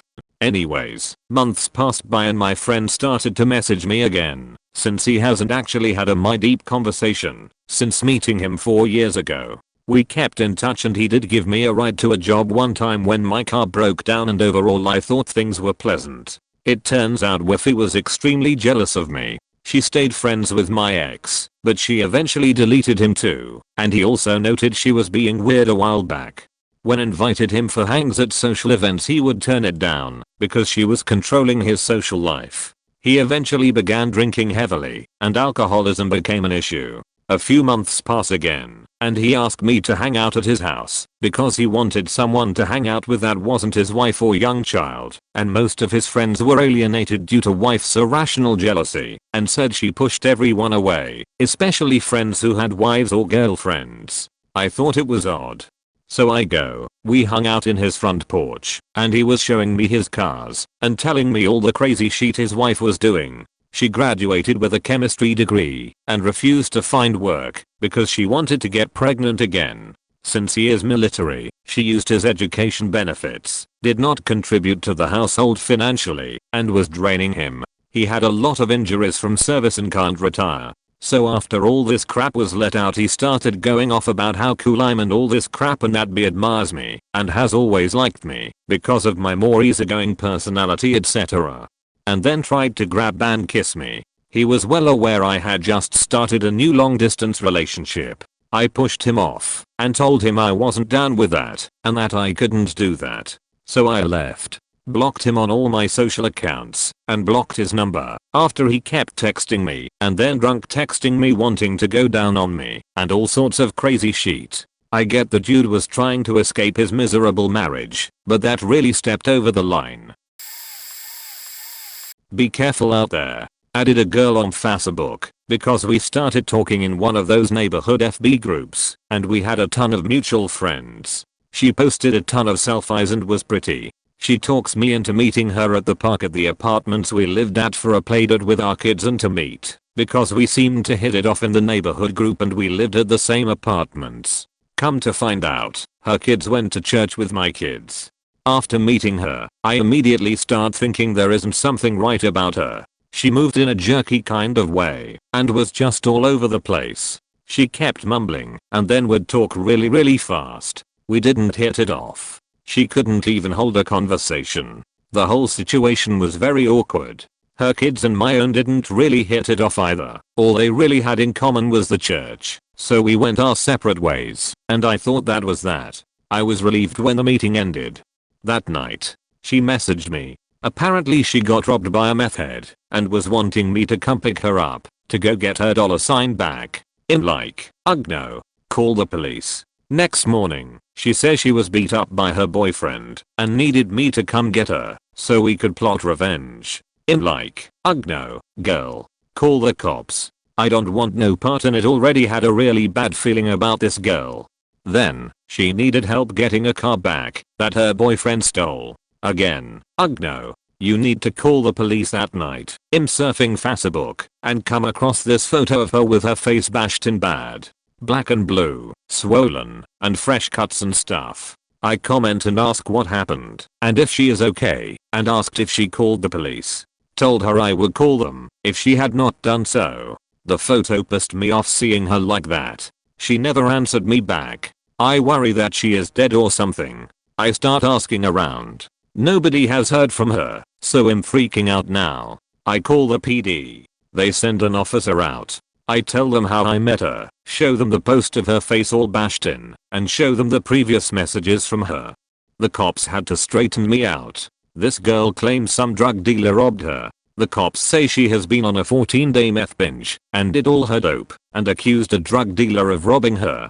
So she pulled up on him with a gun and robbed him in broad daylight. Someone called the cops who witnessed it. Cops catch up to her. She fights and freaks out completely. The police say she got the marks by fighting the police and resisting arrest. She apparently attacked the police officers on the scene, got away, stole a faking car, and led a full-on car chase until she wrecks. Then they pursue her on foot. In this time, she posted the photos of her face to FB with the caption saying somebody help. My boyfriend did this to me and posted her address of where her boyfriend was at. Police corner her. She fought more. The police officer said she was all methed up and super strong and that it took 4 men to take her down. Warn me to call them if she ever comes back and that she is dangerous and to be on guard. Start asking around and everybody that knows her says they stay away from her because she is always robbing someone, getting beat by the police, doing drugs, plotting murder and going to jail for breaking and entering, aggravated assault etc. She gets out of jail, immediately texts me that she needs a ride. I ignored it. So she shows up at my house in the middle of the night all methed up and accuses me of setting her up. One of my neighbors called the cops because she was on my porch yelling and screaming that she was going to kill me and my kids for setting her up, saying she was going to burn my house down. I lived in apartments at the time. Cops show up, cart her off, tell me they taking her to jail, and if she shows up again, to call the PD. It happens over and over again. all the way up until the day we moved out. I ended up changing my phone, blocked her on Facebook, and moved across town and never looked back. Since all of this, I've been told that she has been arrested for conspiring to murder an old man for his pension check and has lost her kids due to drug use and neglect. I see her every now and then in public and I avoid her like the plague. She's still jerking around in that jerky-ass way, but looking like a curly-headed golem these days though. I flew from East Coast to West Coast US to visit an online friend, and it actually went great. He was exactly like he was online. I met all his friends who were amazing and so nice to me. It became a regular thing that I'd fly out there for a week every year. This continued for 6 years until I managed to finally move out there. My original friend didn't live in the area anymore, but I moved in with 2 other friends I'd gotten close with over the years. They always made me feel appreciated, like I belonged, even though I was so far away. About 4 months in, one of them started making advances on me. I was actually thrilled. I had a crush on him, but didn't move in with the expectation of getting together. I knew how stupid it would be to get involved with my housemate, especially after having just moved across the country and kind of being the outsider. I was really hesitant when he showed interest in me, but wanted to give it a shot. We had extensive conversations about expectations and how important it was to respect each other and communicate. I made it very clear that it was not acceptable to treat me like a convenient fling, and that my biggest fear was that he was going to sleep with me then decide he didn't want me anymore. He assured me that wasn't the case. He wanted to go out with me.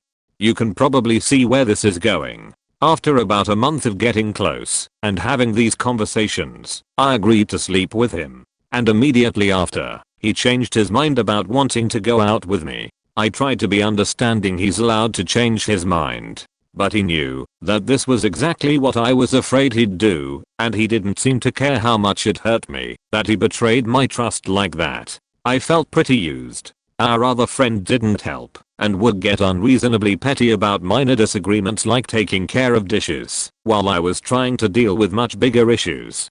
After months of trying to get the guy who used me to have any respect for my feelings, the other guy, who was the homeowner, threatened me with eviction for stressing everyone out. There was no consideration for how much stress they were putting on me, alone on the other side of the country. I left shortly after that. I wasn't about to let them start abusively hanging my home and safety over my head.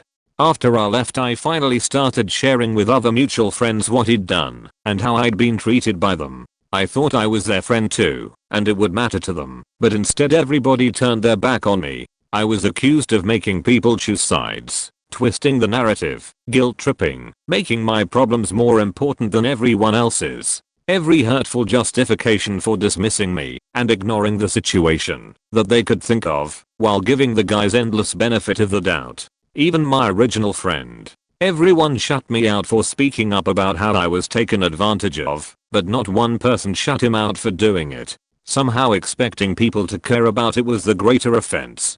I wasn't the only girl he's done it to, but she wasn't friends with everyone else like I was. I reached out to her because I suspected something similar had happened and tried to convince her to speak up about it, but she was still stuck in the mindset that it was somehow her fault and ended up projecting that onto me as well. I know it's not as severe as, say, the story of the guy who got stabbed, but I almost wish something like that had happened. Then maybe someone would have believed me and taken it seriously. Instead he gets away with treating women like toys, and I got to watch everyone vilify me while defending him because he's always been a good friend to them.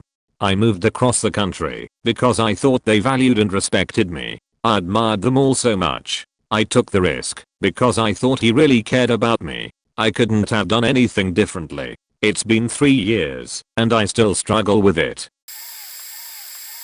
Found out an artist that I talked to lived in my state. Actually only a few hours away. I used to watch her live stream nightly, and we joked and got along great. We decided to meet up, and she ended up being like a little sister to me. Our relationship started to suffer when she got a dog. At the time I was still a veterinary technician. I cannot give medical advice legally, so it made me mad that she'd ask. I could get away with telling her to get a second opinion, or saying that didn't sound right and she should really look into it. Puppy was always tired, and not puppy-like. She was told it was healthy. Ended up having a significant heart murmur that was causing it.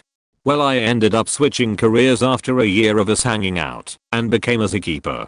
I used to take her behind the scenes and let her do stuff the public would probably never get the chance to do. Anyways, one evening I was out with other friends, and she kept asking me medical questions about her dog. I told her she should go to the vet, and then suggested bland diet, until she could get in. She ended up calling me while I was checking out and other friend answered the phone with what? That was just that friend's personality. Looking back, I shouldn't have let her answer, but I was busy. I text her throughout the night. No issues. I was out of service the next day, but when I got back I immediately text her to see how her dog was. She had taken him in while I was unreachable since he got worse. Turns out dog was allergic to chicken. So now because one of the bland diet suggestions is boiled chicken, I was poisoning her doggy pointy. Next thing I knew she was yelling at me because I must have been talking shit about her because of how friend answered the phone. That was the end of our friendship. I used to beat myself up for that relationship ending 4 years. And I miss her dearly, but I wasn't a bad friend. I used to buy her anything her heart desired. I'd drop everything to be there for her. When her girlfriend was giving her grief, I supported her art. And when our friendship ended, she had $100+ she owed me in artwork that I never got back. I purchased her stuff for her pets. I did so much for her. I know she heard me snap at the friend for answering like that. And I offered for her to do boiled hamburger or chicken. How was I supposed to know he was allergic to chicken? So, I didn't physically meet the guy, but after this encounter, never again. So when I first joined this Discord server, everything was fine. There was a guy who went by the name of Sai on the server. He wasn't sure active on the server, since he was developing games in his spare time. One day, he deleted all of his servers, not this one, and everyone was curious about what happened. The person who runs the server, M, said, "Oh yeah, he did that." She knew more than what she said. A few days later, a new person came on the server. Personal bite. First he came on the server. He refused to give his real name to anyone on the server. I'm not talking like first and last. He wouldn't even give us a nickname. He was acting off, dodging any question about himself. Very quickly he turned to insulting me, eventually banning me from the server, because even though he just joined, M had given him the same permissions as herself. I knew about this server through my real life friend, A, and we did drama together at our school. I jokingly brought up this whole situation and she said, "Personal bite is Sai." She revealed that his real name was V, and he lived in a different country than us. She said the reason he deleted his account was because he makes enemies very quickly, and he has anger issues, depression, anxiety, and he doesn't handle it real well, because in his country no one talks about mental issues. So one of these enemies photoshopped his face into some, non-kid appropriate stuff. He was only 12. This person continued to find every account he made. It happened again, and he made the account Personal Bite and deleted Sai. I was shocked that he wouldn't reveal this to anyone, but M&A. Life goes on, and I'm not sure what triggered it, but he messaged me saying he needed to talk to A. I said I'll try to get her attention, and being a little nosy, asked what it was about. He just said it was urgent. Okay, then out of nowhere revealed himself to be Sai, or V. I pretend to act surprised. He says everything A told me, and starts revealing some bigger stuff. Then he drops the bomb that him and A dated. This was online, because he was in a different country. He said that they role-played dates and stuff, but it never went past that. Eventually I messaged her with, "What the frick A? V said you guys dated. Why didn't you tell me?" She told the same story as V, and so I was floored. Then he texted me saying he was sorry, and didn't mean to pull me into this. Then he said he was suicidal and really depressed, and he didn't want to be on the server anymore. Then texted me that he's been messaging her non-stop about how he was sorry, and eventually message M and ask her if she knew about this, which she did, and we all eventually go to the server and it's a warfare. texts me. She doesn't want him to text her anymore because it was overbearing and he expected her to help him and he never listened to her problems and that's the reason they broke up in the first place. He then starts yelling and everyone started freaking out. I'm telling everyone to calm down. A is yelling at V. V is yelling at A and M is saying she's just gonna delete the server and we begged her not to. V is yelling he might as well kill himself. M starts chipping away everything that was the server, deleting the people from it, the roles, the channels, and says before deleting the channel we are in she will make another server without V. And that was the end of it. He stopped messaging me and A and never looked back. I know he is okay though, because he invited me to one of his servers and I never message there, but he does. A friend of mine met a guy through online dating, but she said that they had more of a friend vibe going on, but wanted to meet him. She asked if she could invite him out to the bar we were at. My husband was there with us as well.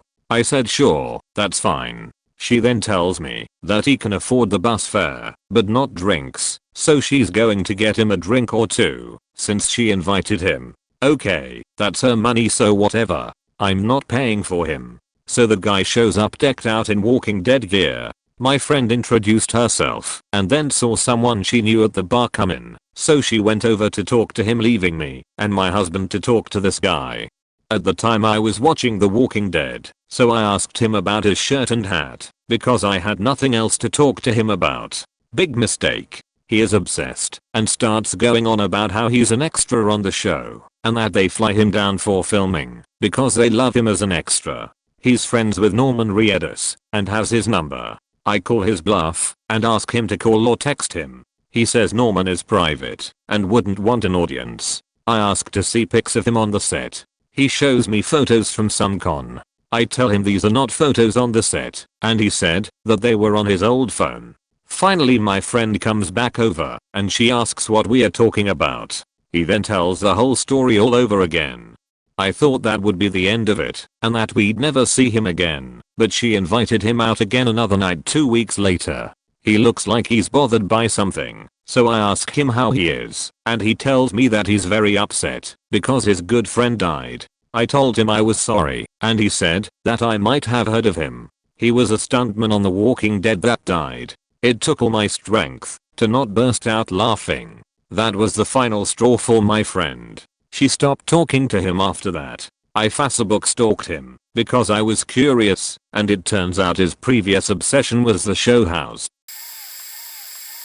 I'm late to the thread, and I haven't read most of the posts here, but I just wanted to use this as an opportunity to say that my meeting an online acquaintance has turned out very well for me. We are both guys, but we are not gay lovers or anything like that, so there is no sexual basis here. He contacted me first through an email, and it turned out we had several unusual interests in common. We kept in contact by telephone, and after a couple of years of knowing him, I took a flight to go visit with him, as by then our trust in one another was well established. We had a great time, and enjoyed each other's company, so I visited him once a year for the next few years. He wasn't happy with where he was living, so I flew again one way, and helped him rent a moving truck, and helped him pack his stuff, and brought him to live with me. This arrangement worked out, but recently he had to move into a place of his own, still in my local area. I should mention that he has some mild handicaps which stemmed from a heat stroke he had as a teen. I won't go into details, but the cunt bag of a nosy neighbor I had next door thought some improper bullshit was going on and thought I was taking advantage of him or something incredibly stupid like that, so she called the police out to check it out. Of course they determined that I was in no way abusing him whatsoever, and I had never laid an improper hand on him. They still had him removed from place because of the messy living conditions I had. I won't make excuses. I hate house cleaning. Now he is in an assisted living arrangement and I see him 2 or 3 times a week, usually on weekends. The people who look after him are qualified care specialists. It's been over 20 years since that first email. We consider each other as brothers, and to me, he is like the brother I wish I had when I was growing up, but didn't have. Some people call our relationship to be a kindred spirit of sorts. When I was 20 I joined a Lineage 2 private server during my search for a server that was active and had good rates. This one caught my eye because the admin had added in lots of custom armor and weapons, and it was the coolest looking server I had seen. Over time I started to actually talk to the owner of the server and we became pretty good friends. Found out he lived only a few hours away from me, so for my 21st day he came up to the casino my parents had taken me to. We hit it off instantly as friends. I was engaged and he had a girlfriend. My best friend invited us up to the local gay club cause they just happened to be having a foam party that night as well. It was the most fun I had ever had. It was a giant hodgepodge and no one judged. My friend the GM did get a little handsy, but backed off when I told him no, and just so in all I had a great night with 5 friends. By the time we left, brand new 21ers was 3 sheets to the wind and I don't even know how I got home. Found out my GM friend drove us both home. Drunk. Found out the next morning what happened because my dad, state trooper and former EMT, was faking livid. Thankfully not at me, since it was my friends who told him what happened and had made it clear I had laid down the law at the start of the night about drinking and driving. I didn't see him again in person, but naturally I saw him on the server. One day he got on and met me just cussing out women, calling us all hoes and skanks.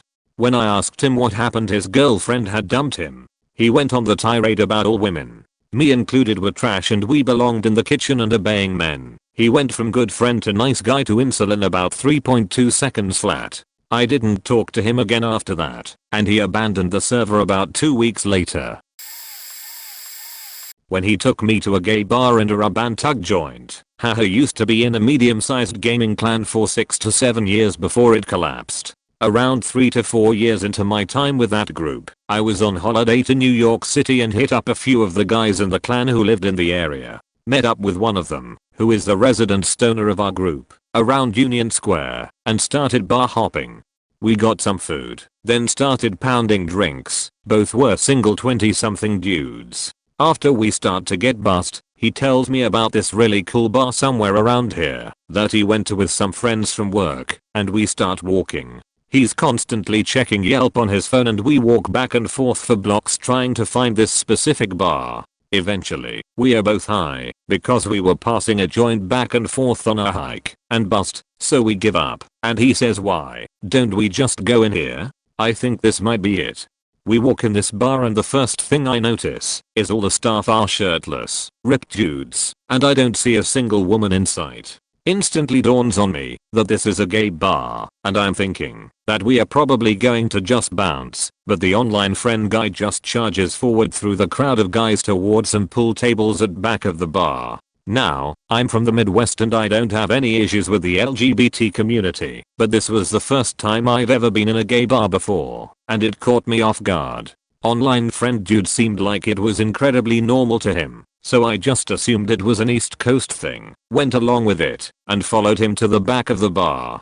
We get to the pool table and decide to play some pool. He then looks around to try to find a waitress when I see it dawn on him that we are in a gay bar. A look of confusion washes over his face, then shock, then anger as he looks at me, who gives him a confused look back like, yeah, I don't know dude. We decide to leave, and as soon as we get back out to the street he starts yelling at me for not telling him sooner that I must be gay for willingly following him in there, and made comments about how I'm a homo for the rest of the night.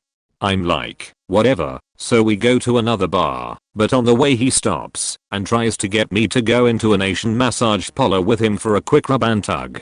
I'm like, hell no, this isn't my jam, dude. We end up going to 2 more bars, then things are very awkward at this point. We started coming down off the weed and the conversation/night starts to come to a grinding halt, and frankly the rub and tug thing kind of creeped me out. End up calling it a night and leaving.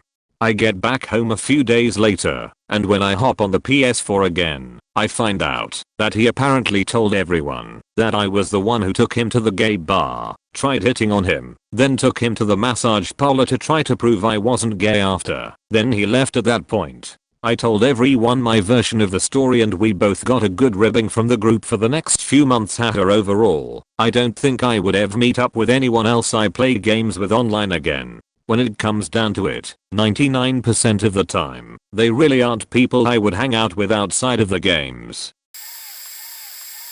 I didn't end up meeting her because of circumstances that will be explained in a moment, but I'm glad I didn't end up meeting her. I had plans to go to South Korea for a concert, and I had plans to buy tickets through a website set up by the group's entertainment company to allow international fans an easier option to buy concert tickets, which also included hotel, transportation, etc. For pop fans, it was the SM Global package for an EXO concert. I wanted to buy a twin package, which is a package that comes with hotel and tickets for 2 people, because they were cheaper than buying the single tickets, and since none of my IRL friends could afford to go, online friend, who was a foreigner living in Korea, offered to get the tickets with me, and in exchange, she would take me around Korea, which she offered herself important for later, since it was my first time going there. Also because she lives in Korea, she was unable to buy the tickets herself, since the tickets are only technically available to those living outside of Korea, so I had to be the person buying them. Fast forward to the day of buying tickets. Ticket sales for these concerts can be pretty rough, so I kinda gave her a heads up that if for whatever reason I couldn't get tickets for her, I would just buy tickets for myself, as she lives in Korea, so she could just try to buy tickets through the normal Korean sales of the tickets. She was okay with this. Buying tickets was an absolute nightmare, and me and a few other friends were frantically trying to get tickets for me and online friend, and the site kept crashing and whatnot, but the only ticket my other friend, who was able to get on the website, were single tickets, not twin. I was really desperate for tickets, so I had her buy those, because everything else was sold out. I told online friend that the tickets were sold out, so I was only able to get the tickets for myself, and she was like, oh okay, that's fine. A few hours later, I happened to be looking through the site again, and more tickets that weren't there previously were available, and I found a ticket for the 3rd day of the concert. The concert had 3 dates, and the original ticket I got covered the first 2 days, and it was a higher level ticket, and since I had originally wanted to go all 3 days, I decided to buy this one too, so I could have better seats on the final day of the concert. Flash forward a few days later, I find out that online friend has blocked me, and I was really confused, so I check her Twitter through another account, and she's complaining about me and how I lied to her and told her the tickets were sold out, so that I could go and buy better tickets for myself, and said that I asked her to show me around Korea. Note before I said she had offered this herself, and then I go and dump her when it comes to tickets, and I'm like, none of this is true at all. My other friend who actually bought the tickets tried to DM her to explain the situation, how, when we were buying tickets, everything said sold out, and we didn't expect for more tickets to be available later on. Online friend ignored her DMs and everything kinda ended like that. Also, another important point to add was that she didn't pay me for the tickets ahead of time. She didn't get paid till a few days after ticket sales, so she expected me to pay for her $1,000 ticket with my own money, and then she would pay me back later. I'm a broke college student, so I didn't really have an extra $1,000 laying around, so I was going to use my credit card so she could pay me back later. Flash forward a few months later, another friend has similar issues with the same online friend, and honestly I'm really glad I didn't meet her, because it turns out she was just a really petty person, and I dodged a bullet by not having to share a hotel with her and sit with her at the concerts. Side note, I had an absolutely wonderful time at the concerts, and had an amazing time exploring around Korea by myself. So I played LOL a lot a while back, and met this Katerina god. He was friendly as hell, and to this day I know he'd never hurt a fly, but damn, he is just plain creepy. Anyway, we added each other on Facebook, and it turns out he lives a town over from me among other stuff. We never actually planned to meet. I have a flight to see my dad, M16F, and has 16 meters. My flight makes me stop off in his town for half an hour. He knew of this, and offered to meet, but I knew he lived ages from his airport and doesn't have personal transport, so it would take him like 5 hours to see me for 30 minutes. I declined politely. Little did I know that this wouldn't stop him. He did not know my flight timetable. I rock up at the airport, I check my ticket, and start searching for my gate. As I'm walking I hear my name. I ignore it, because no way anyone I knew was there. Nope. My online LOL friend awkwardly walks in front of me, clearly out of breath and sweating like an animal. He calls my name and I finally recognize him. Kinda freaked out at this point. Has way more overweight than his PFP and smells like crap. Nothing much plays out, except me going to the toilet and sitting at my gate with him quietly next to me. I try talking, and he answers with short sentences or yes and no. Oh, and turns out he got up at 4 AM and started walking to the airport to see me. Before departing, he asks for some money for the bus home. Come on. My god tier Katerina isn't so god tier after all. Gonna throw this one in. I talked to him for a long time after that, making sure he's okay, because he has depression and such. But the last time we talked was when he decided to send a love confession in the weirdest way possible with a nice 7-minute video of him shoving a straw down his business. Yum. Block, remove, delete.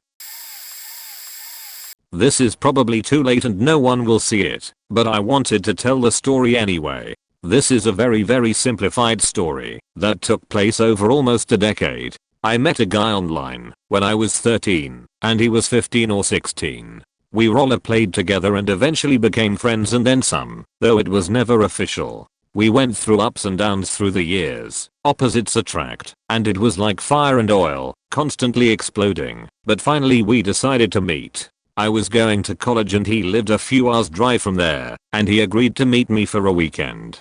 Here's the thing. Even though sexual stuff happened over text, he knew I was never going to do any of it in person. Yes, it was a bit hypocritical, but I was not in a great place during our relationship. So we met, and it was great, and no such happened. The next day he messaged me saying he didn't want to be friends anymore. I knew it was because I didn't sleep with him, despite whatever stupid excuse he gave. It broke my heart, because he was truly one of my closest friends and it hurt me terribly. We'd reconnect a bit later, but I finally made a clean break in my junior or senior year of college, once I realized how toxic our relationship was. Haven't spoken to him since. I still miss our friendship sometimes, because we really did connect on a deep level and I haven't found anyone like that since. And I still regret a lot of what happened and who I was when I was with him. I moved into my new place this past April to escape my abusive ex, and I bought myself a gun as an impulse buy to get me out of the house. Partly for the fun of shooting, and also to ease my mind about the gangs my ex was involved in across town. It just so happened that I went to the store with N to buy up some ammunition and targets. We were heading for only the second time to the range with our new toys.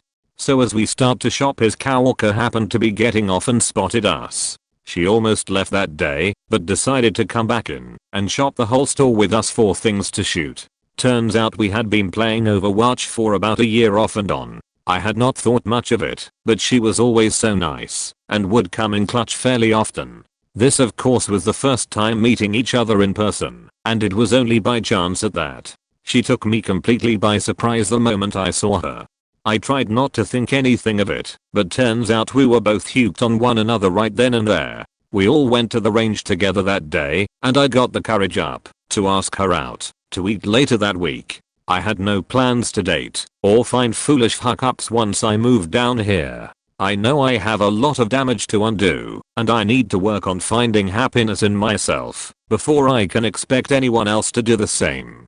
But everything just fell into place for that one moment. In the most cliche way, it felt like it was meant to be. My only regret is that I'm not further along in my growth as a person. I have a lot to work on emotionally, and I want to have so much more to offer. But she is happy, and so am I. After almost a decade, I'm able to breathe and be myself again. I don't have to worry anymore. I have peace. Man, I wish I would have gotten to this question sooner. My boyfriend and I had been playing WoW with a dude for a couple years. He was always really hyper and over the top loud, but we figured that was just how he was when he played video games. My boyfriend, my boyfriend's brother, and his brother's fiancée happened to be vacationing a couple of hours from where he lived, so we thought we'd meet up with him IRL. Oh my god, that dude had the most energy I've ever seen in a person, including my severely ADHD brother. He was exactly the way he was when we talked to him on the game, loud, crude, screaming, like 24 faking 7. We spent the entire first night drinking and trying to wrangle him, while he kept slapping all the guys' ass, and shoving his fingers up people's noses and just being generally obnoxious. The next morning we got up early to go on an 8-hour deep sea fishing trip on a tiny little boat. It's hotter than hell, we are all hungover, and this boat is swaying like a motherfucker, so we are all completely miserable. Except for this dude, he spends the whole 8 hours continuing to stick his fingers up our noses and running around the goddamn place.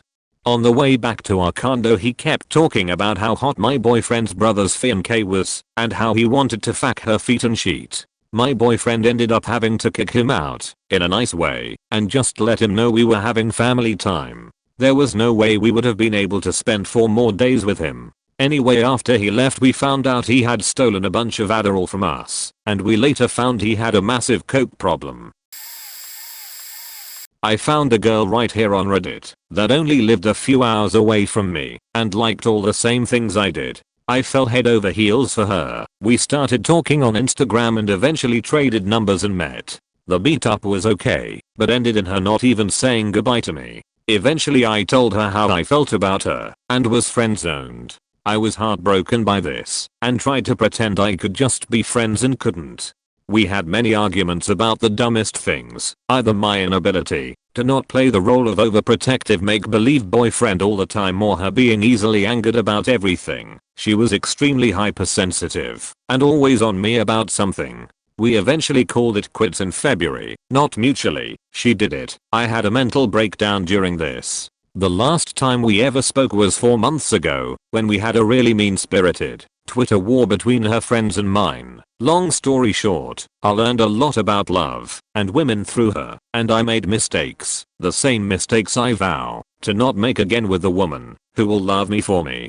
I was torturing myself by sticking around with somebody who in the end used me and tried to spread lies about me. But I have improved so greatly as a person since then. I feel free again. I don't have to wake up in the middle of the night to see if she texted or worry about her. I'm working on my goals now and trying to become more successful, but I'd be lying if I said I don't miss her every now and then still. I have a few. Some turned out well, some of them not so much. First for the bad, I was chatting with this girl back on AIM. Yeah, I'm dating myself here. All her pictures were really hot, and for the first time, and only time, in my life I had a 6-pack, and was all kinds of ripped at the end of collegiate wrestling season. We agreed to meet for lunch in her town, 1 hour drive away, hang out for a while then go to a movie, and see where things went from there. We both would talk for hours on end on AIM, and sometimes on the phone. She told me multiple times she wanted to date me, and I was totally into her, or so I thought.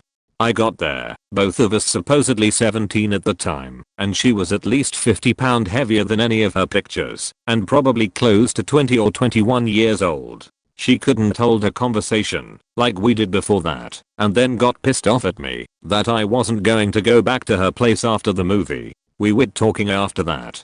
The good, met a girl online. Talked to her for a year. She is 1 year younger than me. We talked a lot the phone and messenger, and I thought she was really good looking. I started talking to her maybe a month after the last bad experience.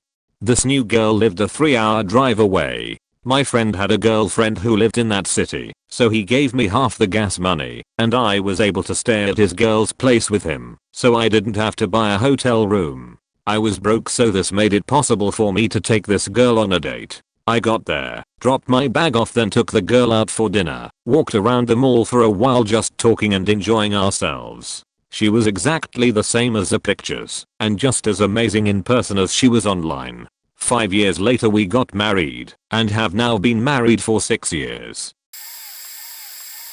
I was in my mid-20s and single.